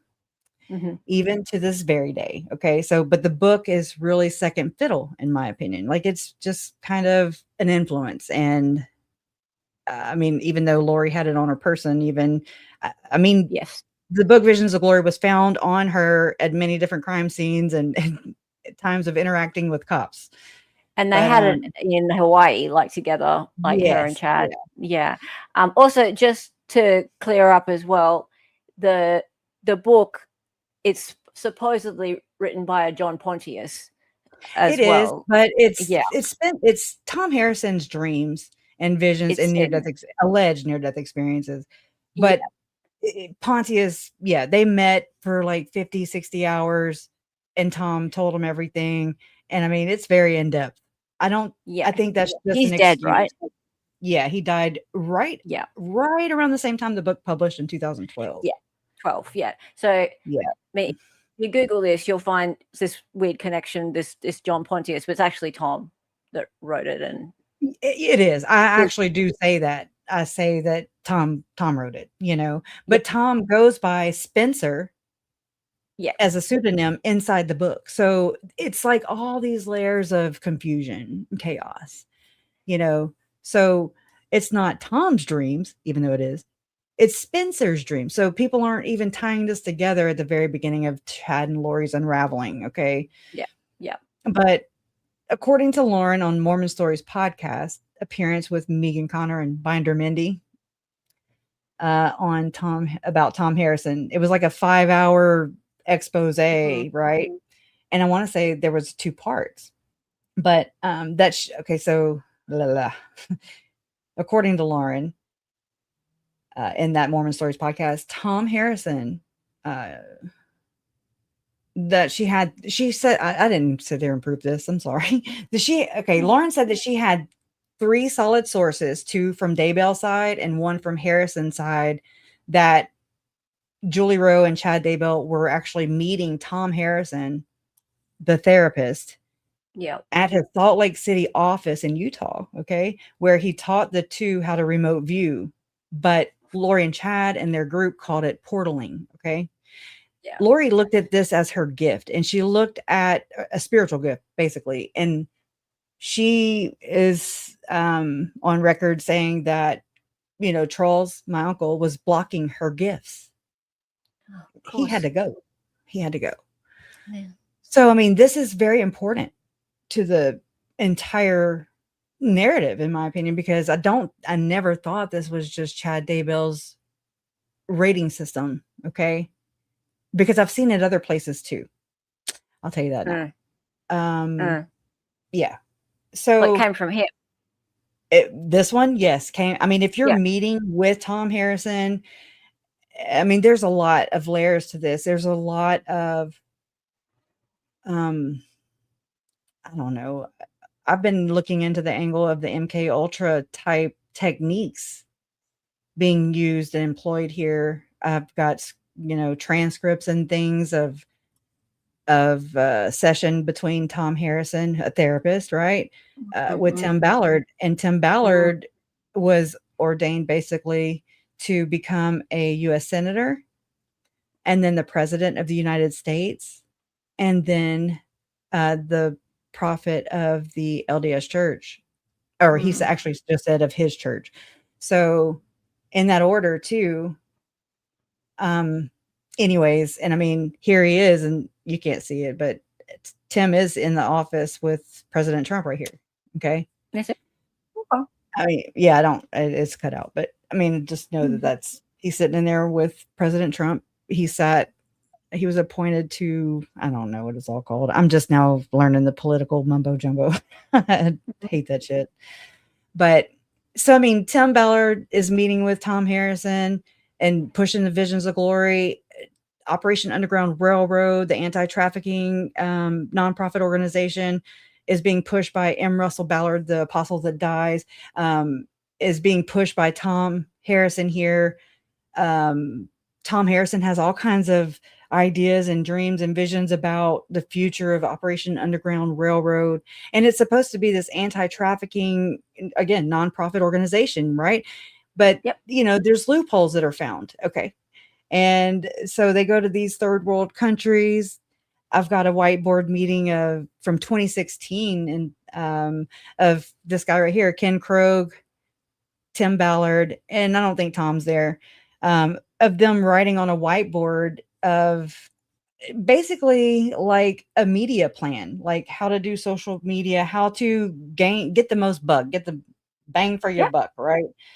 And it's elaborate. And this is just one of the whiteboards that have been reported on and that the FBI was interested in. Okay. I mean, it's lavish. And so you'll see some names here. Jenna Elfman, Cascade, Montel Williams, Alex Boyer, Adam LaRoche, Luke Bryant, Elder Ballard, Slim family, as in Carlos Slim, as in he was the wealthiest man in the world until Elon Musk took over that role. Eduardo Verestigi played in the movie. You've got son of a bitch.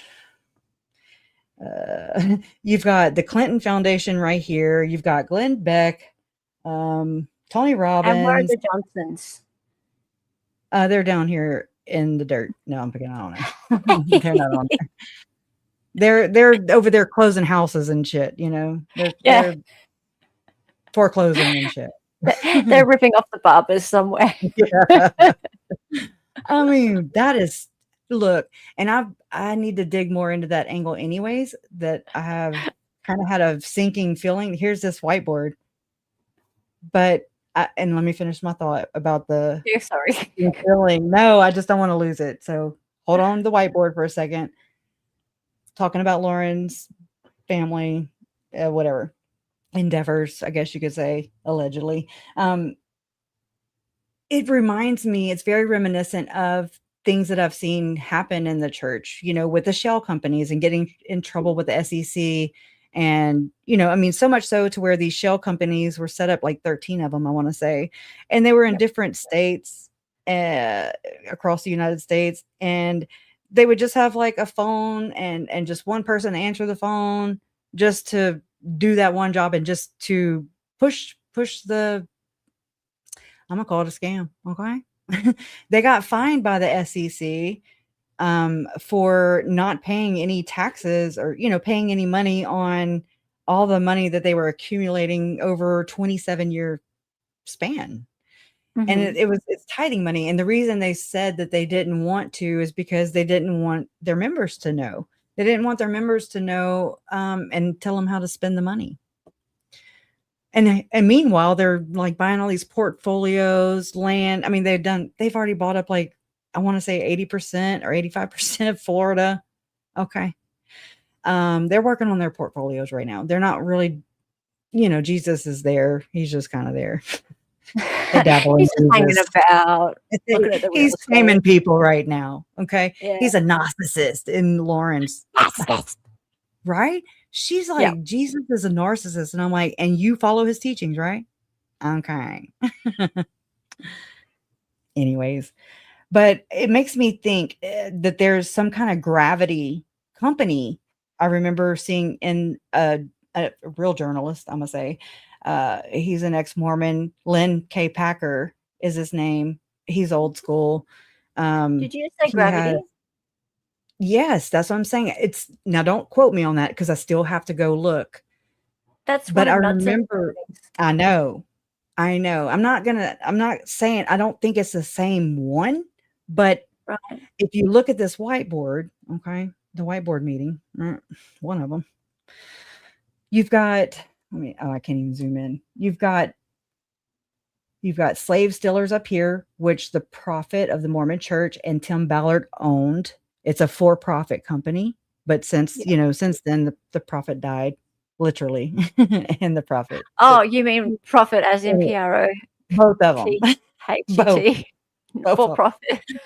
Yeah, for profit and the PF and the F. I don't know. But they had like the sizzle. He had sizzle that went like this says sizzle, this says sizzle, sizzle, sizzle. One of them is an orphanage in Haiti. One of them is Mercury One, owned by Glenn Beck, but Tim Ballard's also on there. I can't see that one. Unless that's slave stealers. Slave stealers, by the way. Slave stealers. Not in the way in which you think either. OUR is right here. The Nazarene Fund is also Glenn Beck owned. And so here you have this for-profit flowing in. You have Child Liberation Foundation, which is owned by another billionaire. Anyways, you've got it flowing into all these different other kids. We call this money laundering, in my opinion. If we were going to the laundromat, this would come with us. Okay. Yeah. So they flow, and then it goes into timothyballard.com, which he is using right now, by the way. And he was looking to get $2.5 million on book deals, being a speaker, $50,000 to $100,000 every time he speaks. I can't read all this shit. So, I mean, and then it goes right back up to here. Take sizzle of the rescue, those rescues that they're supposed to be doing, but they've actually been accused by those women who have accused Tim Ballard. This is the best quote ever that I'm using from them. Quote, the anti-traffickers are the traffickers, unquote. This Operation Underground Railroad was in town and being sponsored by Chad Daybell's company, the publishing company, the weekend Tylee was murdered in Rexburg. God. And then when JJ was murdered, another one of these conferences that it's a front. All of these are a front, in my opinion. The Firm Foundation, the one that Lauren went to, even the Firm Expo, right? It happened a couple weeks later, however long later, when JJ was murdered. Do you So understand? which expo did she go to? Like, she didn't go to the one that weekend, did she? No, she went years Why would she later. go- Years later, I got you. Yeah. But I mean, she went one time. And I mean, she was like, oh, they're my friends. They're my friends. And, I made friends. I consider them friends now. And I'm like, well, Why would that's she good to get consider them these people drop. friends? Because she's an ethical journalist who's not biased at all. Right. Because she's You have dipping to- her feet into different pots. Yeah, you have to be deluded, basically. Got you. Delusional. April of My bad. 2022. But the funny thing is, this is October 13th, 2023.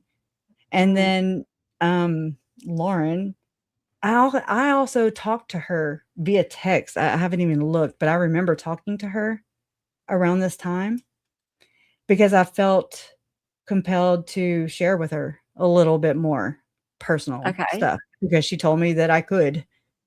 If you ever need anything, I'm here. Oh, yes. And not that I didn't really trust her, but I only give what I'm willing to let go, like I'm not going to turn, I'm not an oversharer with people like that. But anyways.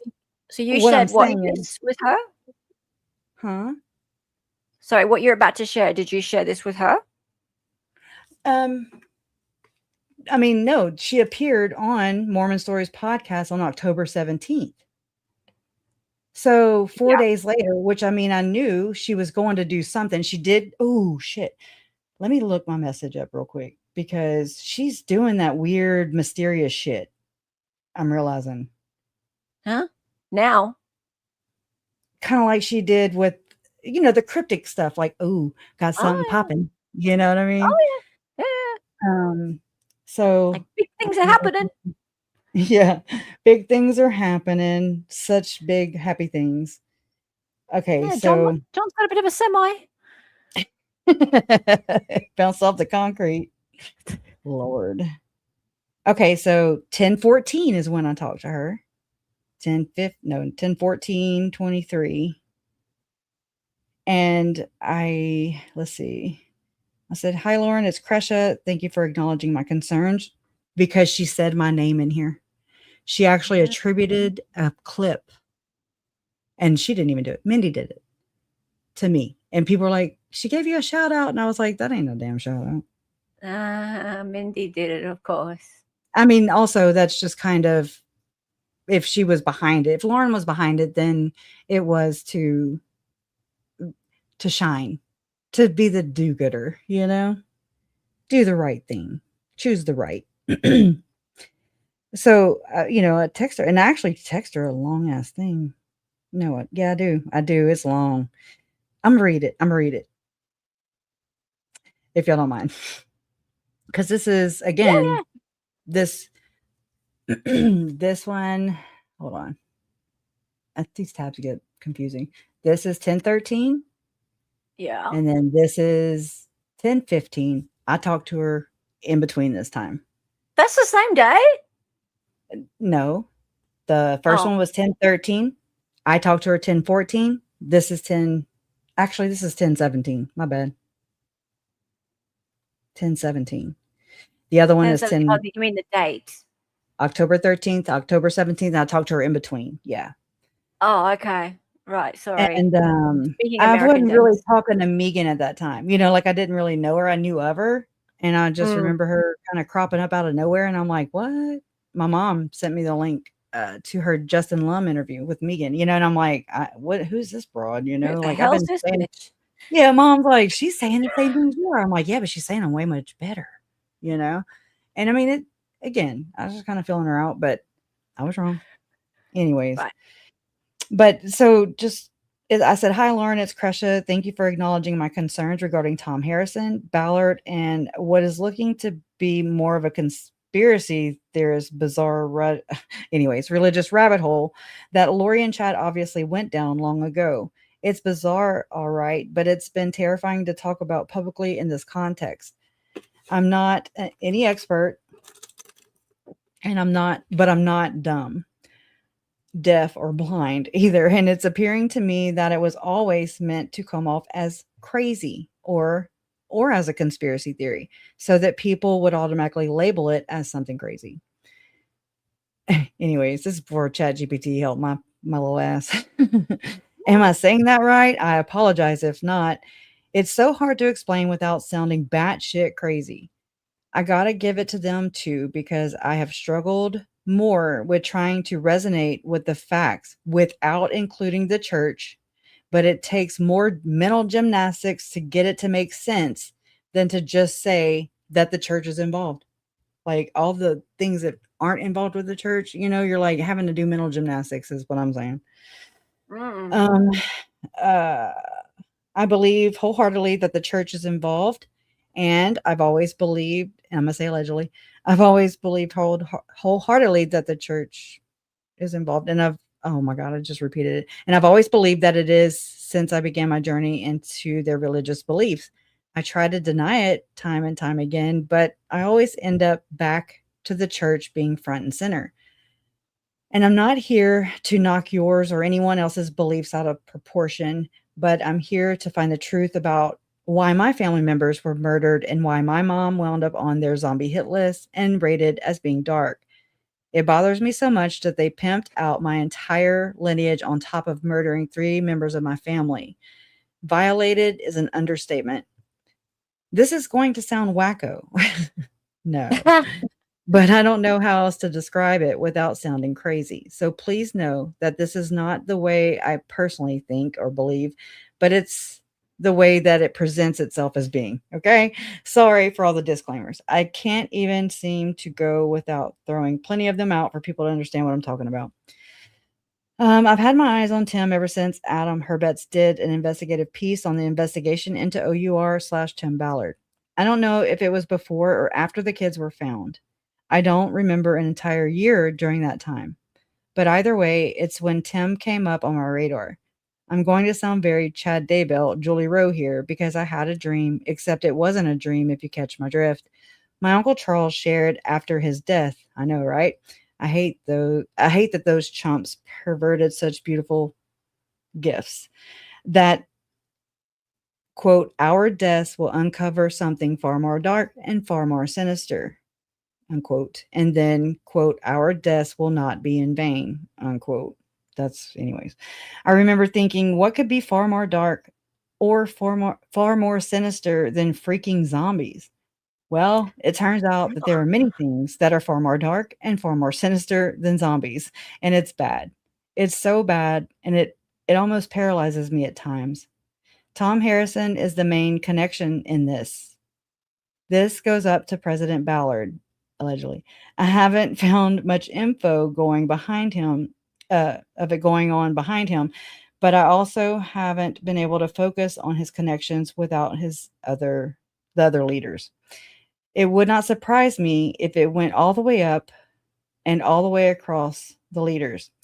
I mean, Brenda and Dick Miles were accused back in the 80s, 90s for child sexual abuse, and they reached out in accordance with many others who have been convicted and accused of such crimes and abuse. I don't buy their stories. I've read the reports, and I believe they rely on this tactic.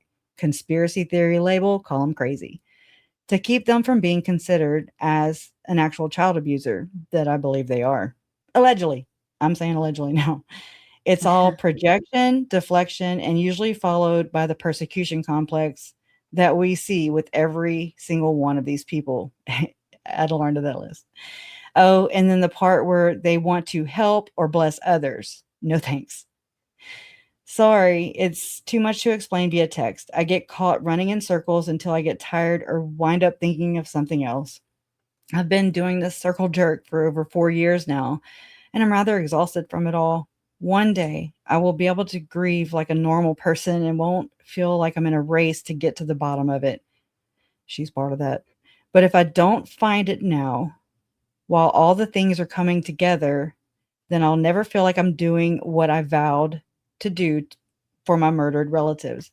I vowed that I would never stop until I found all who were accountable and made sure that they were exposed for their parts in their deaths. I don't think my words are even coming out right. I apologize for not being clear. It's difficult. You already know, though. I want to share my research with you and everyone who is interested. I just don't know. I don't even know where to start. I do know that Chad and Lori Daybell very much intertwine with Tom Harrison, Tim Ballard, President Ballard, perhaps even Frank Vandersloot, David Hamblin, whose father, Robert Hamblin, was a sociologist who did his studies using federal funds to use a reward program to modify behaviors in juveniles, which then opens up the can of worms to Jody Hildebrandt and what she's been doing to little R and E Frankie. Those babies were saved by R's bravery to get the F out of Dodge when he was able to. This speaks to all that Jesse Hildebrandt has been through. It is devastating what these babies have been subjected to, and it only begs to question what the hell the LDS Church is doing by referring members to these therapists in their network to train them. Literally train them. Children into these sexual deviants. Train them into these children. Oh my God. Train children into these sexual deviants who have these dissociative disorders. This was early in my research, y'all. And who have incestuous sexual relationships with their parents and their siblings because they're forced to or trained to. It's the worst of the worst, in my opinion, but it's finally coming to the light. And I have to say that I feel relieved by this. It's the only way to truly get to the bottom of this mess. Sunlight is the best disinfectant. Love always wins. Let me know if you have any questions about anything and I'll do my best to share them with you in a more clear, concise manner. Yeah, right. Again, thank you for your understanding, time, and mostly your curiosity. I don't know why I said that. That's weird. Dare I ask what she said? Oh no, yeah. She said, "Thank you, Kresha. I am falling." This was at 1:23 in the morning. I sent it to her at 1:07 a.m. So there you go. I'm a night owl. And so she said, "Thank you, Kresha. I am falling asleep and have to wake up early to interview another Jody victim. But before I do, I want you to know how much this text means and that I read it all." Oh, well, thank you. Didn't she tell Trisha that? Or she act like she read it all? She skipped down to the bottom? You know she did. Anyways, I know Dick and Brenda. And she did the little eek emoji. And I've been looking into David Hamblin. She's lying. We will have a lot to talk about. Thank you for sharing your beautiful dream about Charles. And she put in parentheses, symbolic dreams are, in all caps, beautiful. And thanks for the incredible research and desire for the truth. Oh, she's so full of it. And then she said, another text. She said, not going to sleep until I just check out what you sent. Wowza. Great work, Kresha. Wow. I'll definitely be asking John his thoughts. Like he's fucking Santa Claus. Yeah, I mean, like, I don't need the old man to freaking chirp in.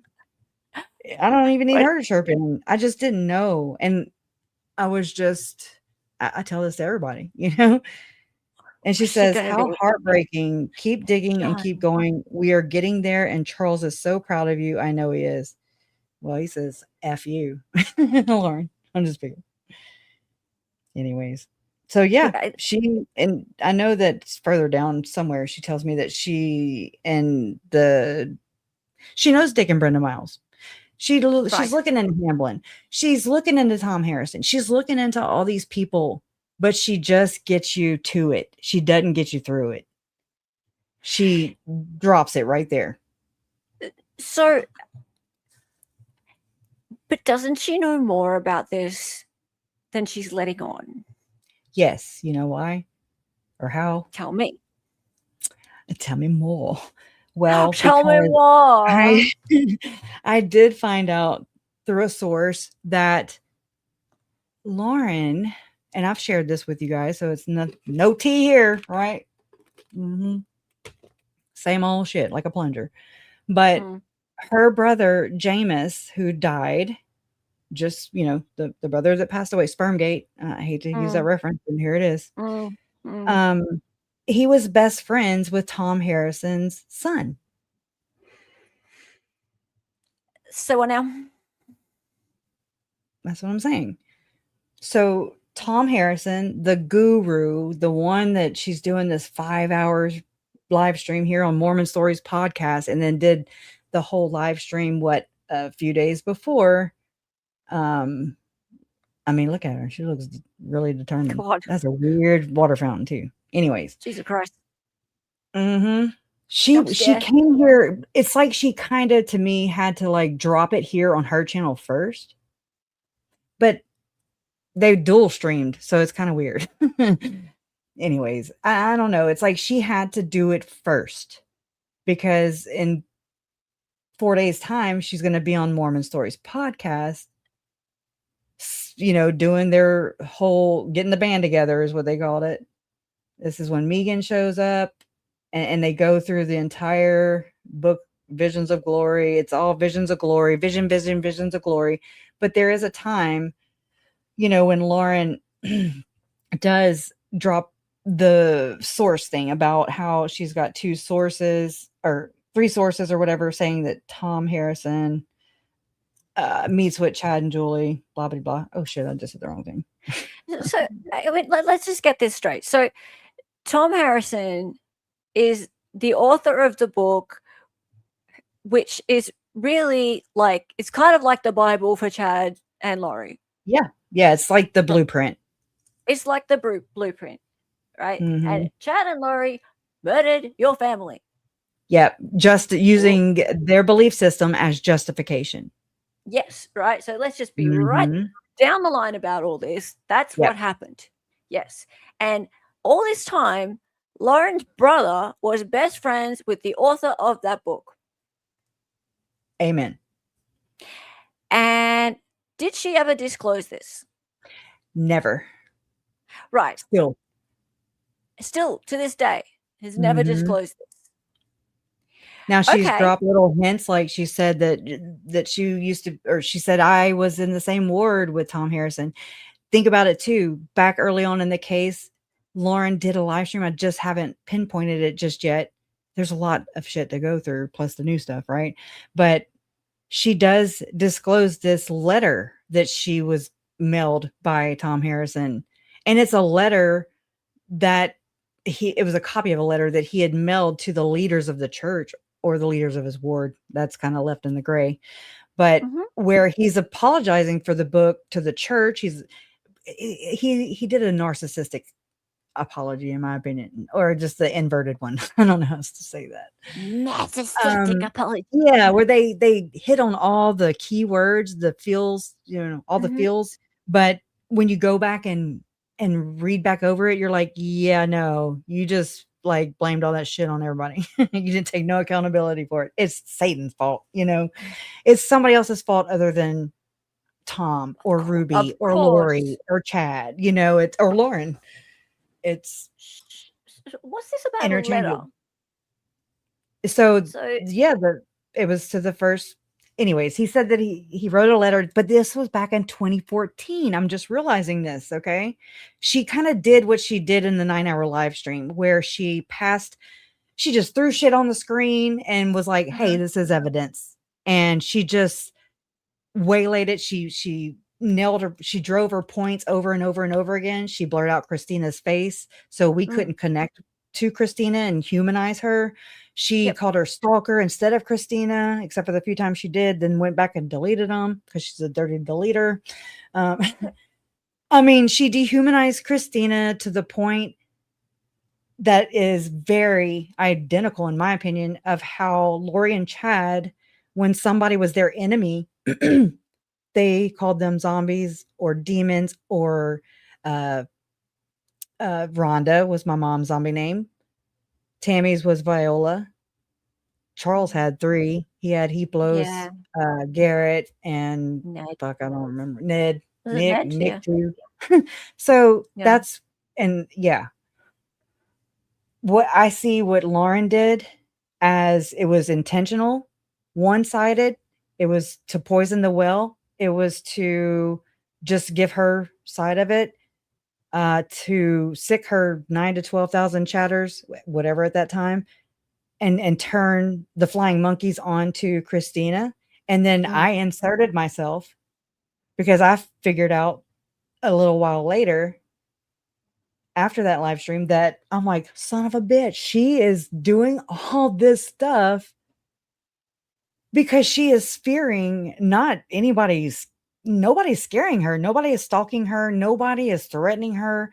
She might perceive it as threats because she knows she talks shit about my family and actual victims in the Vallow-Daybell and Chad Daybell case.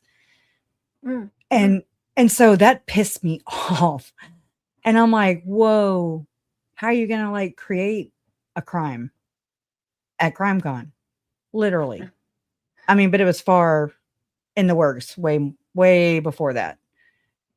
She was just slowly concocting a story so that she could, and I mean, it got to the point where she couldn't, you know all these things about the extortion. She couldn't, hacking. She even blamed my friend Jen, who she ran basically off YouTube, the L mom, of hacking her back in 2020. I don't remember, 21 or 22.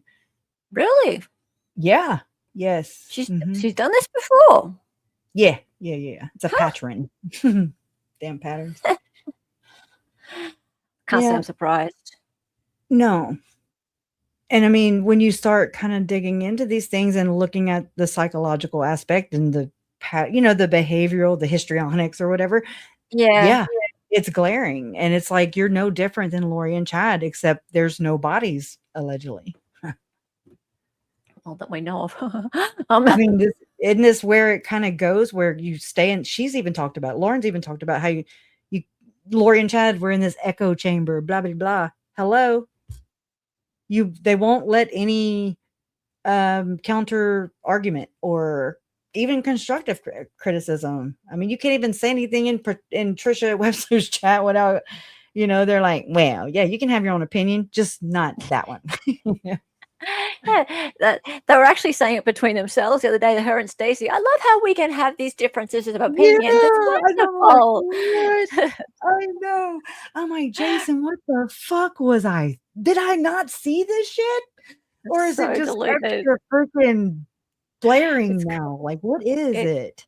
So crazy. Like, I had a hidden gem in my members only the other day, and I was like, I was there. I was actually talking to her. I know. She was actually in Trisha's after that. Oh, I mean, I don't know if it was right after that, but I've seen her there or seen that person there. And I'm like, 33? Really, Law Nerd 33?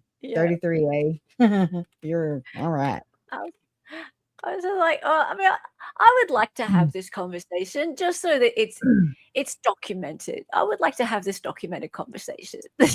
Yeah. I think you handled it well, but yeah, I think they were disruptive. I think they went in there acting like one thing, like a freaking flying monkey does. All right. It does, but it was more to make a point that also, if we were to do that and go over into her chat, we wouldn't last 5 seconds. Nope.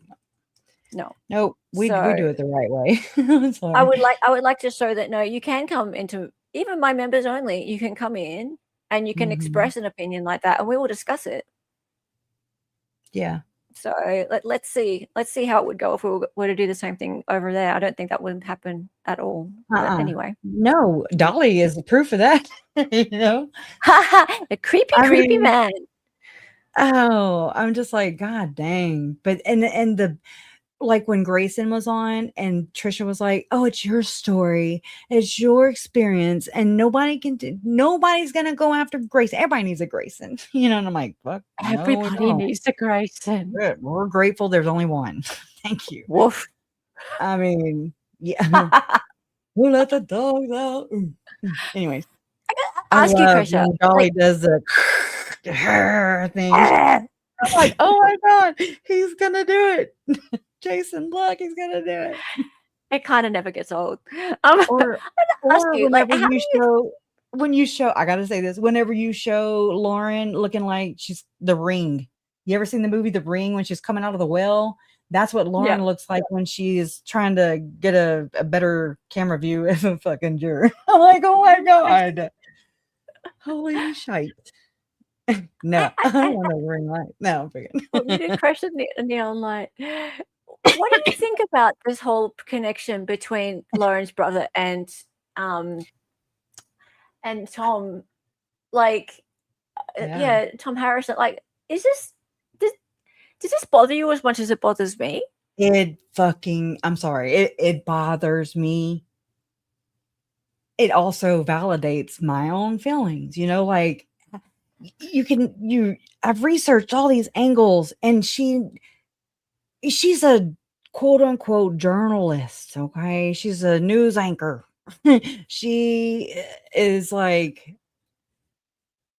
all these conflated things. Okay. In my opinion. But she, like I said, she will bring you up to the stream, the horse, to drink the water. But then she drops the bridle right there, and she's like, I got to go be on Dateline or some shit, but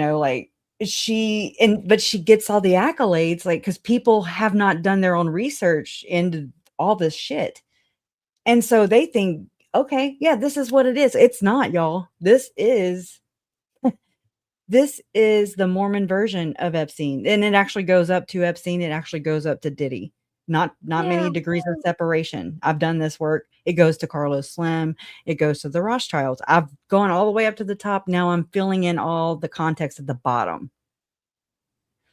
Well, see, I don't know. Go ahead. Sorry. I need to understand in context, like whether or not this man and this book and his connection to it are as important as I think. And maybe I'm overthinking it. Like, Krisha, I mean, you've researched it a lot more than me, and this is not news to me. It's news to you. It's news to me. So yeah, it could have. I mean, it's like I look for this reaction. I keep saying it, and I'm like, if I could hear people, that would be different. But I don't. Like, I'm expecting like a holy shit. Like, you wait for this reaction, and I'm not getting it. Like, I wait for it, and I'm like, yeah, no, nothing. Well, all right, that was the reaction I had. And it's like, this is huge. Okay, this to me is huge. It's very betraying. It shows intent, like intentional on her part of keeping those two worlds separated and protecting Tom, protecting the church, because it goes to the church. Tom is the link to the church.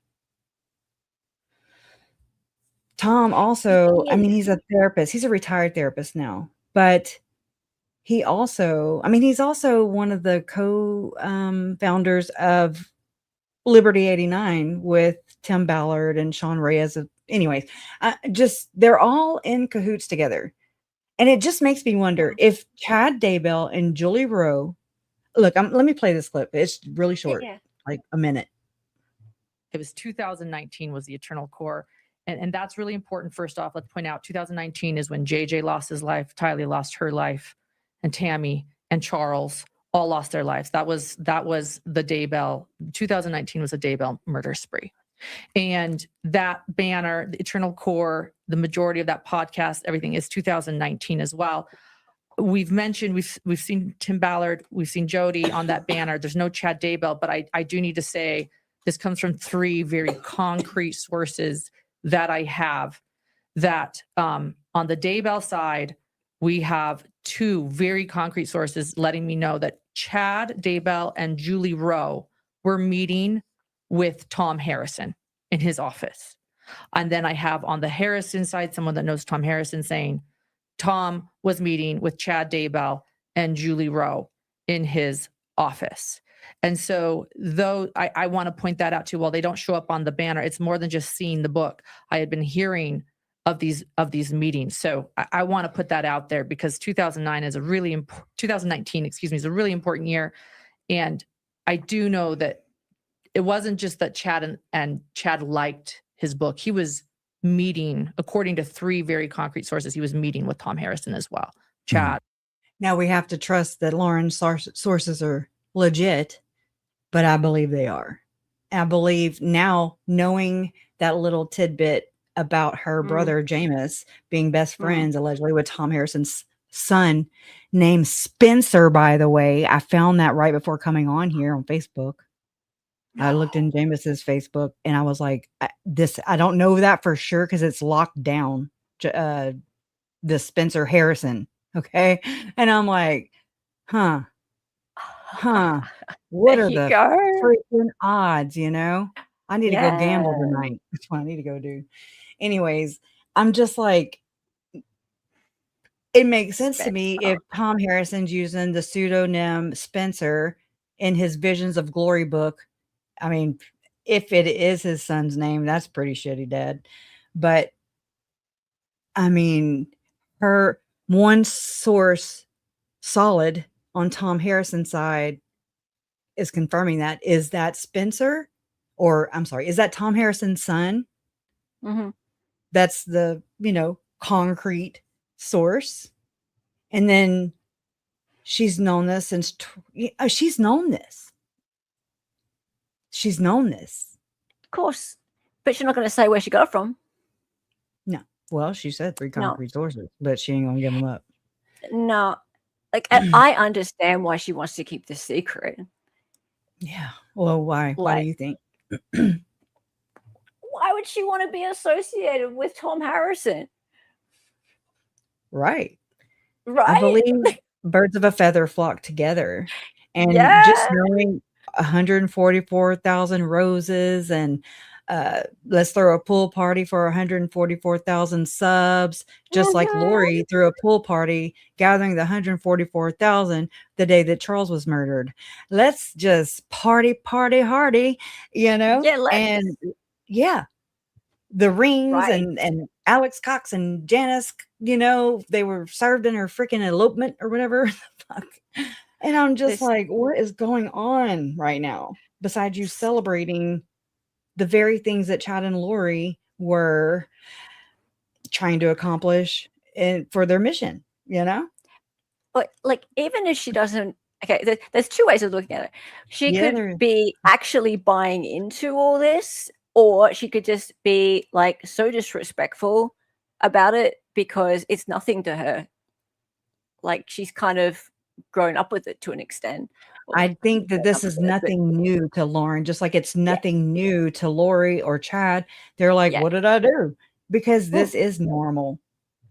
They just went buck wild with it. I think there's more people involved also with the killings, especially of the kids. For the kids, for sure. Like I haven't even, I don't entertain that with Tammy and I mean, you know what I mean? Like I look at it more as a ritualistic, sacrificial. I mean, come on, y'all. Come on. It's time to stop denying the Epstein files and shit. Those are just lanyap. Where I come from, that's called something extra. That's just a little extra freaking for those of you that need it, in my opinion. Like these things are happening.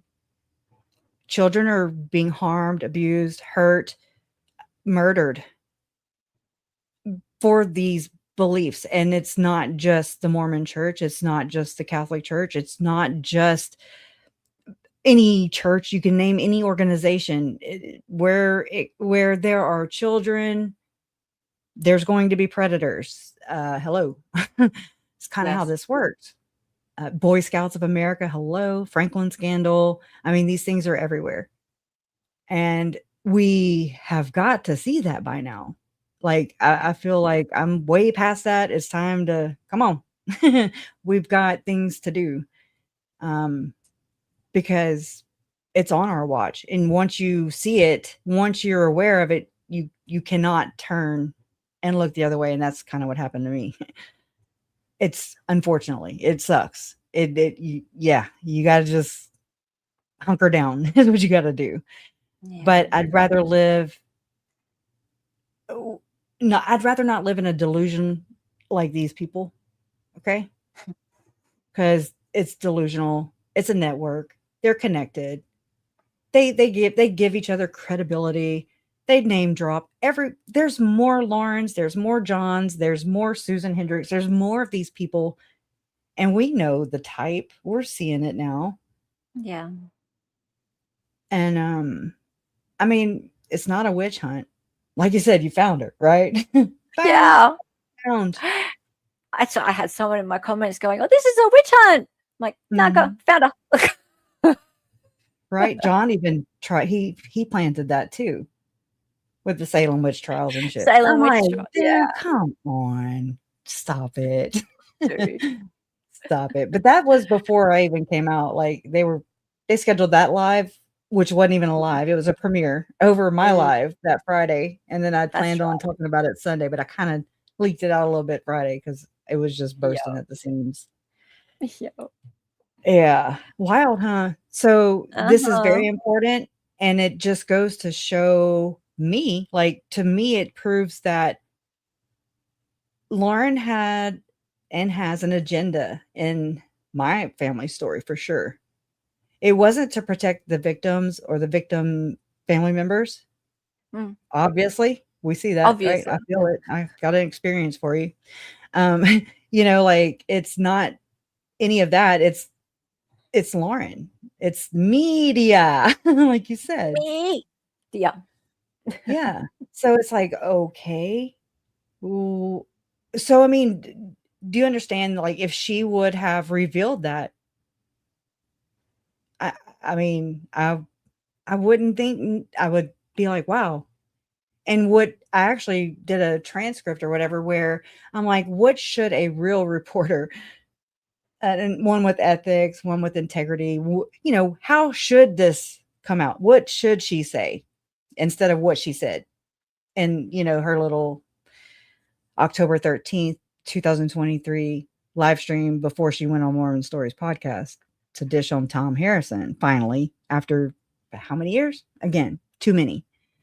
That's a good question. How do you think that she should have addressed it? Cressy, you say. How do you think she should have addressed it?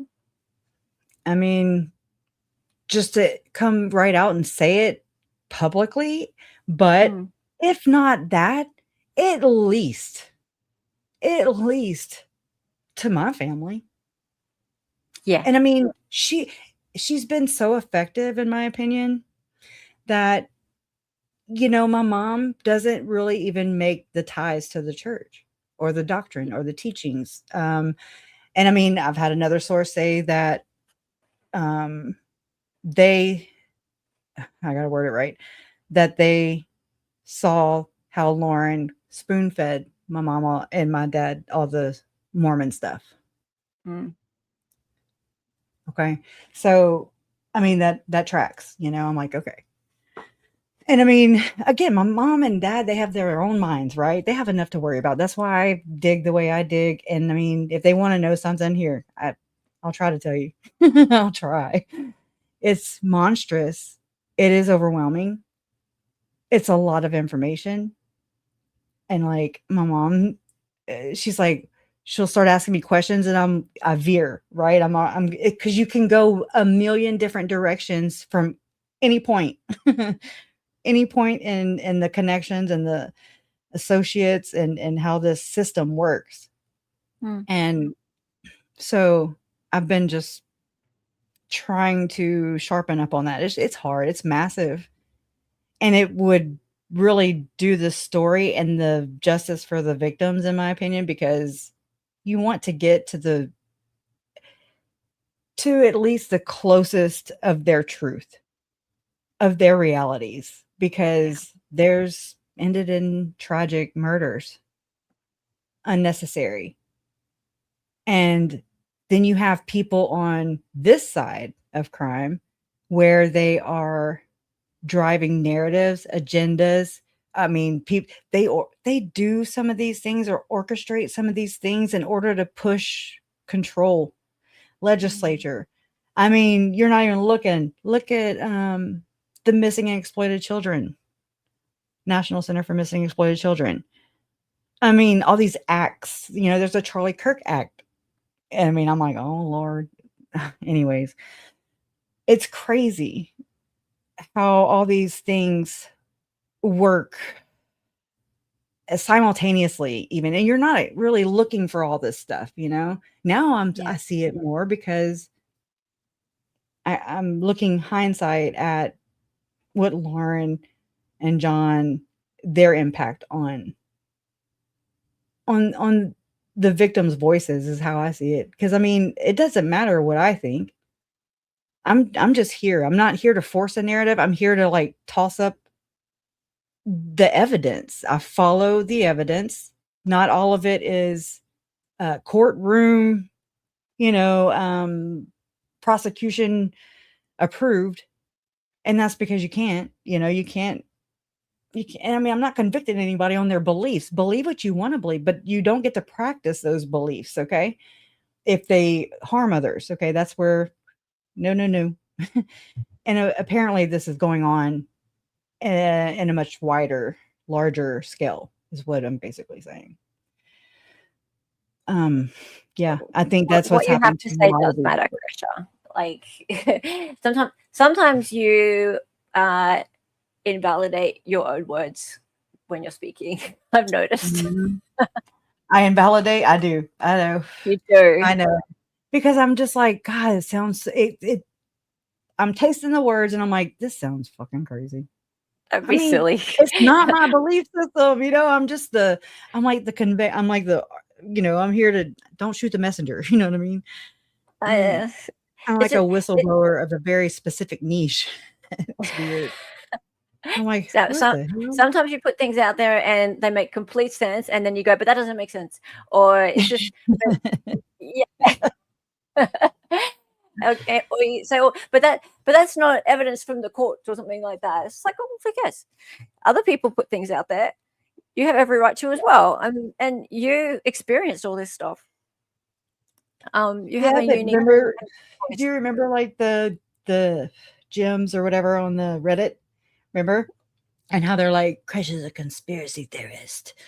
And she just, it's harmful. And I'm like, if it's untrue, it's harmful. If it's fact, I'm not stating it as fact. It's like you can do what you want, boo. Like you can live over there in denial. And I don't want to live in denial. Like that does no good to yourself, much less the world. Okay. And so when people just accept these things as that's not me, I'm not Chad and Lori. Are you sure? Mhm. How do you know? A Have you conspiracy examined theorist is just a yourself? theorist. Right. Yeah. Just wait 6 months, damn it. Yeah, it's like, remember COVID? Remember all the conspiracy theorists then? Yeah, how much has come true since then? Yeah. So many things. So many And I things. mean, I feel bad and kind of like I want to give kudos to all those who've seen it for decades now and have been talking about these things. I know it comes with a lot of flack. And some of it is from just ignorance. Some of it is from just unaware, and some of it is from the actual perps. And they're in like the same club. And it's, I don't know. It's so toxic. It's disgusting. So this person's really trying to say that I've ignored everything you've said this entire stream. Oh. And yeah, and this person follows me around YouTube and Twitter and tries to say shit like that. So Okay. They're all the sacred secret that always is a tongue twister. I can't even say it. They're always lying about the underlying true beliefs that the leaders have. I believe that for sure. There's a lot of things that Lauren has pretended to examine, but then didn't. Either you, I think it was you, had the clip of her trying to explain the 144,000 with Radio Free Mormon and Bill Real. She And she pretended was like, what? 140? and I'm like, what the fudge is she doing? Why is she doing that? That blew my mind. She pretended to forget what the 144,000 was. Yeah. But yet here she is, 144 roses, yada, yada, yada. It's crazy. I wonder, like, if that was legit. And I also wonder if that was a show. Or if she just really had, I too think much it was to a show. drink the night before. I think Yeah. it was a show. So, Yeah. And yeah. I'm sorry about that, but I had to just let you know. That's all. Unfortunately, though, that stuff is happening, It happens. I mean, I'm talking like the cannibalism and stuff, and it's just like, oh my God. I know it's like hard to wrap your mind around because I mean, I can't imagine it. I'd rather I eat don't bugs. even I'll eat bugs know till I what die. people it's talking good. about half the time. A lot of people say shit and like, yeah, just goes straight past me. Sorry. Like when you hear pizza these days, how do you feel? Because I know how I feel. Like I'm like, yeah, don't even say you're hungry for pizza right now, okay? Because it's like I can't. I don't know. I guess there I'm are too some sensitive. wackos on the internet. I tell you what, there are some wackos, Yeah. but I'm also very pleased to have met some wonderful people like yourself, Crasher. Thank you. Same. I mean, you are it just takes a village. It takes a village. It takes a village. Mhm. I can't, and also, I mean, I've only gotten to interact with your mum via proxy, and Yeah, she is. I heard that. I just like. She is just a. I keep saying she's such a badass. I was so proud because I didn't know that until the other day whenever you posted a video about how Lauren was trying to chummy up, right? And I mean, I had tried to tell y'all without telling you so much, I don't want to like exploit my mom's moves, but I want her to be safe, but I also am like, don't worry about it. We got it covered, like, and I mean, okay, with the Corey Richins trial, there's the Richins family, and then we all worried about how Lauren's in there infiltrating, she's shopping. She's like, eeny, meeny, miny, mo. But I wasn't worried because of Laura. I mean, she's my parents' friend now, right? Very close friends with my mom and Larry. But she was their like a victim's advocate, not the one court appointed in Idaho, but she was there. Even she helped me through some things too, while at the trial. And so to find out that I didn't even know this until all this was kind of playing out, but I thought I thought Laura was a victim's advocate for Amy Richins, Eric's one of Eric's sisters. But then, turns out that they're actually best friends. And I was like, oh, well, we're good. We're good. Not the Richins family. Okay. They're on lockdown, basically. She already knows. They already know. But I was so proud of my mom.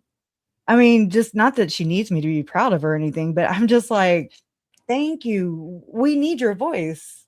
Okay. Mom, we need your voice. We need Colby's too when he's ready. Yeah, we do. But I mean, that day she testified in Arizona, and she just shut Lori down. It was just the most incredible moment. Yeah. Like 3 questions, I think, and she was like, "Yeah, okay, I'm done." Like, my mom was so hyped to go up there and face Lori for the first time. All these years, right? One trial already behind them with Lori, and Chad's trial already behind them. Here she's going face to face finally with Lori Daybell. And so mom told me whenever I had her on after she testified in Charles' trial, she said that she went to go swear in. And so you can't really see her. You can kind of hear her a little bit. And do you promise to tell the truth, the whole truth, and nothing but the truth? So help you God. She said, amen. She said amen on that. Like she was so pumped. She's like, amen. And it reminds me of Christmas Vacation, play ball. Anyways. Yes. Anyway, yeah. I'm just like, damn. Can you imagine? I loved it. And if my mom's crying, she's pissed. Okay. So just know that part too.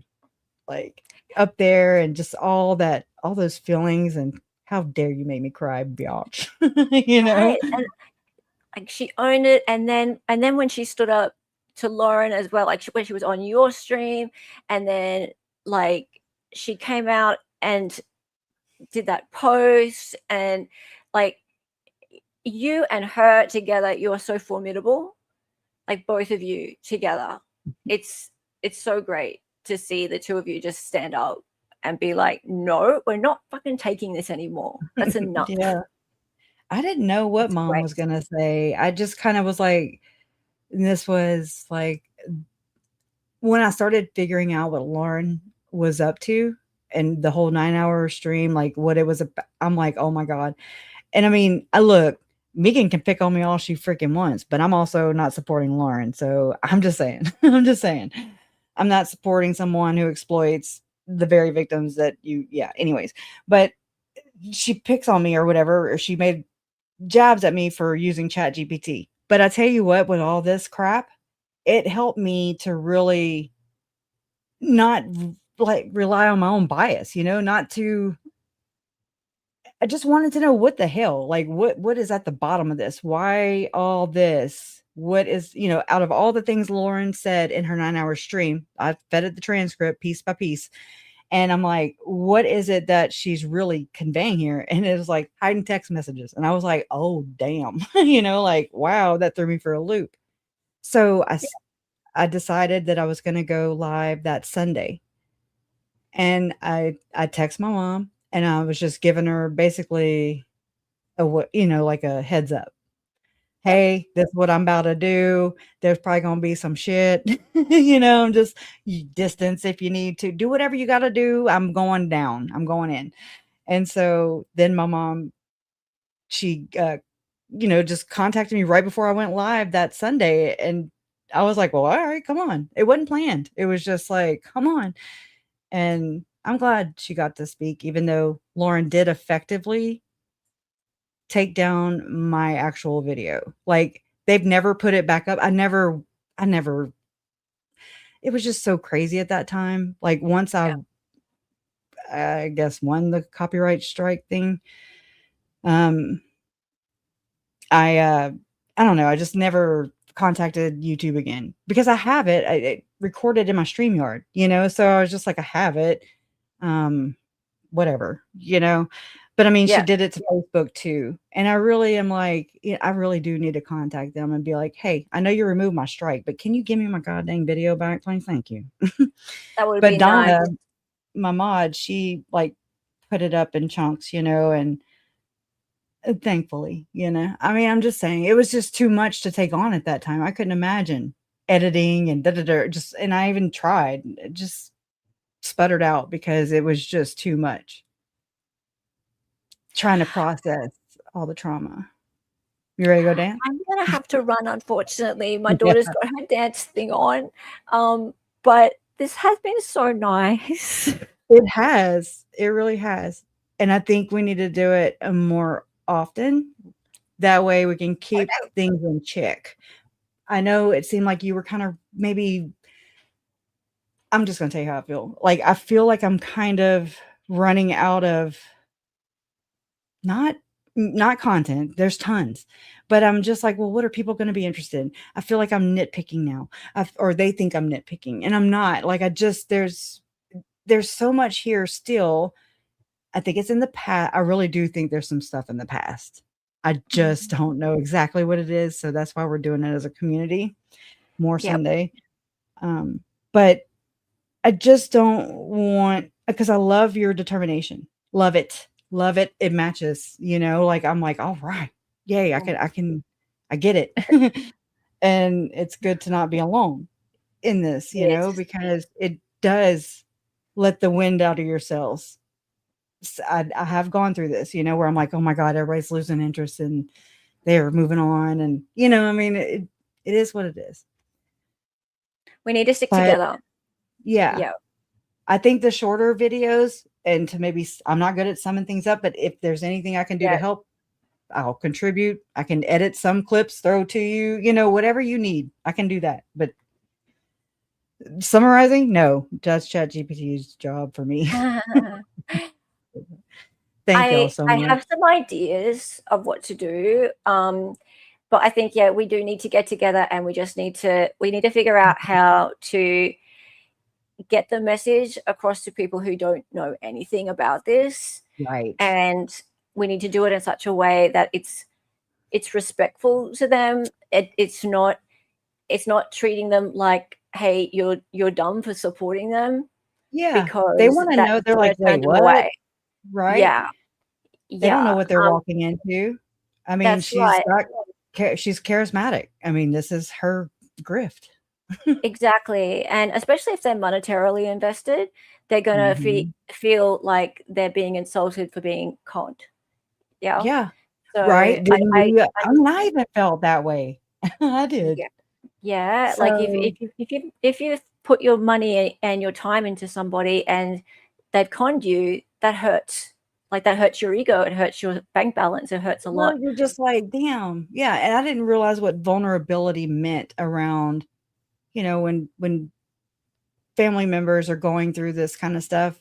It's made me realize things. It made my mom, sounded like it made my mom realize things. She said she never liked the word exploit, but that doesn't mean it doesn't happen, Yeah. And she realized that. And so you don't want to come to terms with that, but it's exactly what happens. And so I think it's better to kind of be real, just be real and just be like, hey, we smart, like that's how I look at it. The thing happened. And if we just acknowledge it and we put it out there in bits, go, hey, this is what happened. People are coming to my comments and going, what did she actually do? Why are you so mad? Well, okay, how about we just tell you? And we do it in nice, digestible pieces. Yeah. You're way better at that. Yeah. I'm telling you, I'm like the water hose, and I'm like turning it on. And I'm like, here you go. Because that's how it feeds into my brain. And it sucks. I'm not wishing on anybody else, but I'm much easier at longer streams than doing that kind of stuff too, but I have to figure out a way. Yeah. I'll help though. Just I'd need guidance. And you squash it together, I can shove it to you. You know what I mean? I can water hose you and you just have to shut me off. But a whole playlist. Can't we collab on? Yeah, people can collab on playlists. We'll collab. Okay. All right. I have to run. Happy birthday to your daughter. Y'all have fun. Don't helicopter. But try not to. Okay, see you. All right, bye. Cool deal. Man, been needing to have that convo, and not just talking within, character amount. I'm always like, how many characters or less? Thank you for this idea. Love Always Truth. That's a great idea. Bye, Hella. Bye, Hella. Bye, Hella. Bye, Dolly. Good night, Dolly. Googie said, good night. See you, Hella. Good night, Hella. Enjoy. Danny Hull says, bye, Hella. Have fun. Yeah, it is. I think so. I think it was great, too. It was good to get all that out. It was good to get it out. And I appreciate her insights. I do. It does take a community. It takes a village. It takes a community, a village. You guys are part of this too. Don't, just because you're not up here talking with a little bubble, it doesn't mean that your contribution isn't part of this, because it takes a damn village, straight up. And I think that's what we need. I do. It's been some crazy days. I gotta tell you, I was gonna share with you guys a couple snippets or whatever from Afro Man. I mean, because I don't know, he just kind of watching those court hearings and him playing his music and just kind of getting them before he could get got, and it was just clever. It was artistic. It was what do you call that? It starts with an S, satire. It was probably healing, expressive. It was all those things to basically I guess, process, like what happens. And anyways, so I'll probably share a few of my favorite clips with you guys. Sunday, when we meet, I actually have a thumbnail ready to go and have my whole thing. I just have to, push it through and schedule it for Sunday. Same time, same channel, same place. And we're going to laugh a little, and we are going to just deep dive into Matthias. Okay? Hidden true crime. So I'm sure more will come out over the weekend because she seems to be, yeah. Plus there's isn't Trisha doing another freaking, or was that the other night? Isn't she doing another, ride along or whatever? Y'all, that is wild. I forget the thing. Bing bong, bing bong. Boom, boom, boom. Bing bong, bing bong. Oh my God. But we're the conspiracy theorists, man. First Amendment is back, baby. He was wearing a whole freaking American flag. I was like, oh my God. I mean, I was just, this morning, me and Jason, I was like, look at him. Look at him. When he was circling his, I guess that's his freaking house. Yeah. All the green though, man. Holy shit. Look like St. Pat's died there or something. Woo. I guess he's manifesting the green. I don't know. But I think he did. He was very clever. I did Hawkeyes. I love it. I love the song.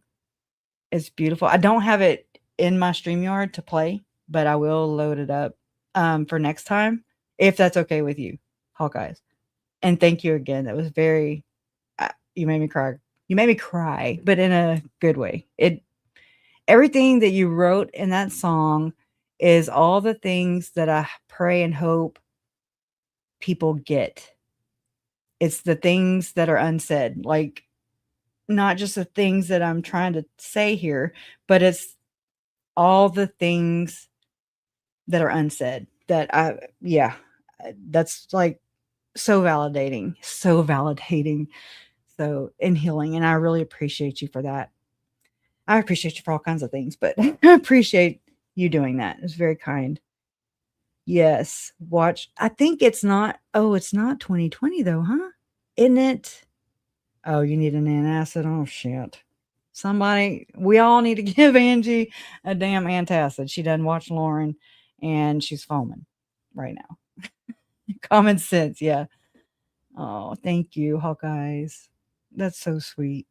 It means that is the biggest compliment and biggest like pat on the back without asking. You know what I mean? Like I'm not looking for that, but it's like I just like when I say things here, I'm looking for the like the reaction like I have like with Tom Harrison and Lauren's brother, and those connections being hidden all these years. And I'm looking for that reaction, but I don't see it because, I can't hear you guys. I can't see you. I can just, you can type in big letters or whatever, but you know what I mean. Hey, Sketty Nona, glad you're here. You have to rewind. It was a really good one. We had Hella join us earlier, and I mean, for the whole stream, basically. So rewind crew or replay crew, rewind and replay. Anyways, fast forward if you have to. Back it up, flip it up, and reverse it. I can't sing anymore. I never could. And like rap songs and stuff, like even Eminem or Lil Wayne. I used to listen to Lil Wayne, y'all. But I can only sing like one sentence, and then the next sentence I couldn't. And then I'd sing the next sentence. So like every other sentence I could sing. Anyways, haha. All right, guys. So I'll see you guys Sunday, right? Be here or be there or be square. Yeah. Thank y'all for being here. Don't forget to hit the like, and I appreciate you. Love always wins. Justice for Tylee, Charles, Tammy, JJ, and Joe. Yeah, I said it backwards. Love you guys. Bye. Oh, thank you, Llama Pajama. You crush it. Have to rewind. Just got here. Okay, I will. I love you. I love you too.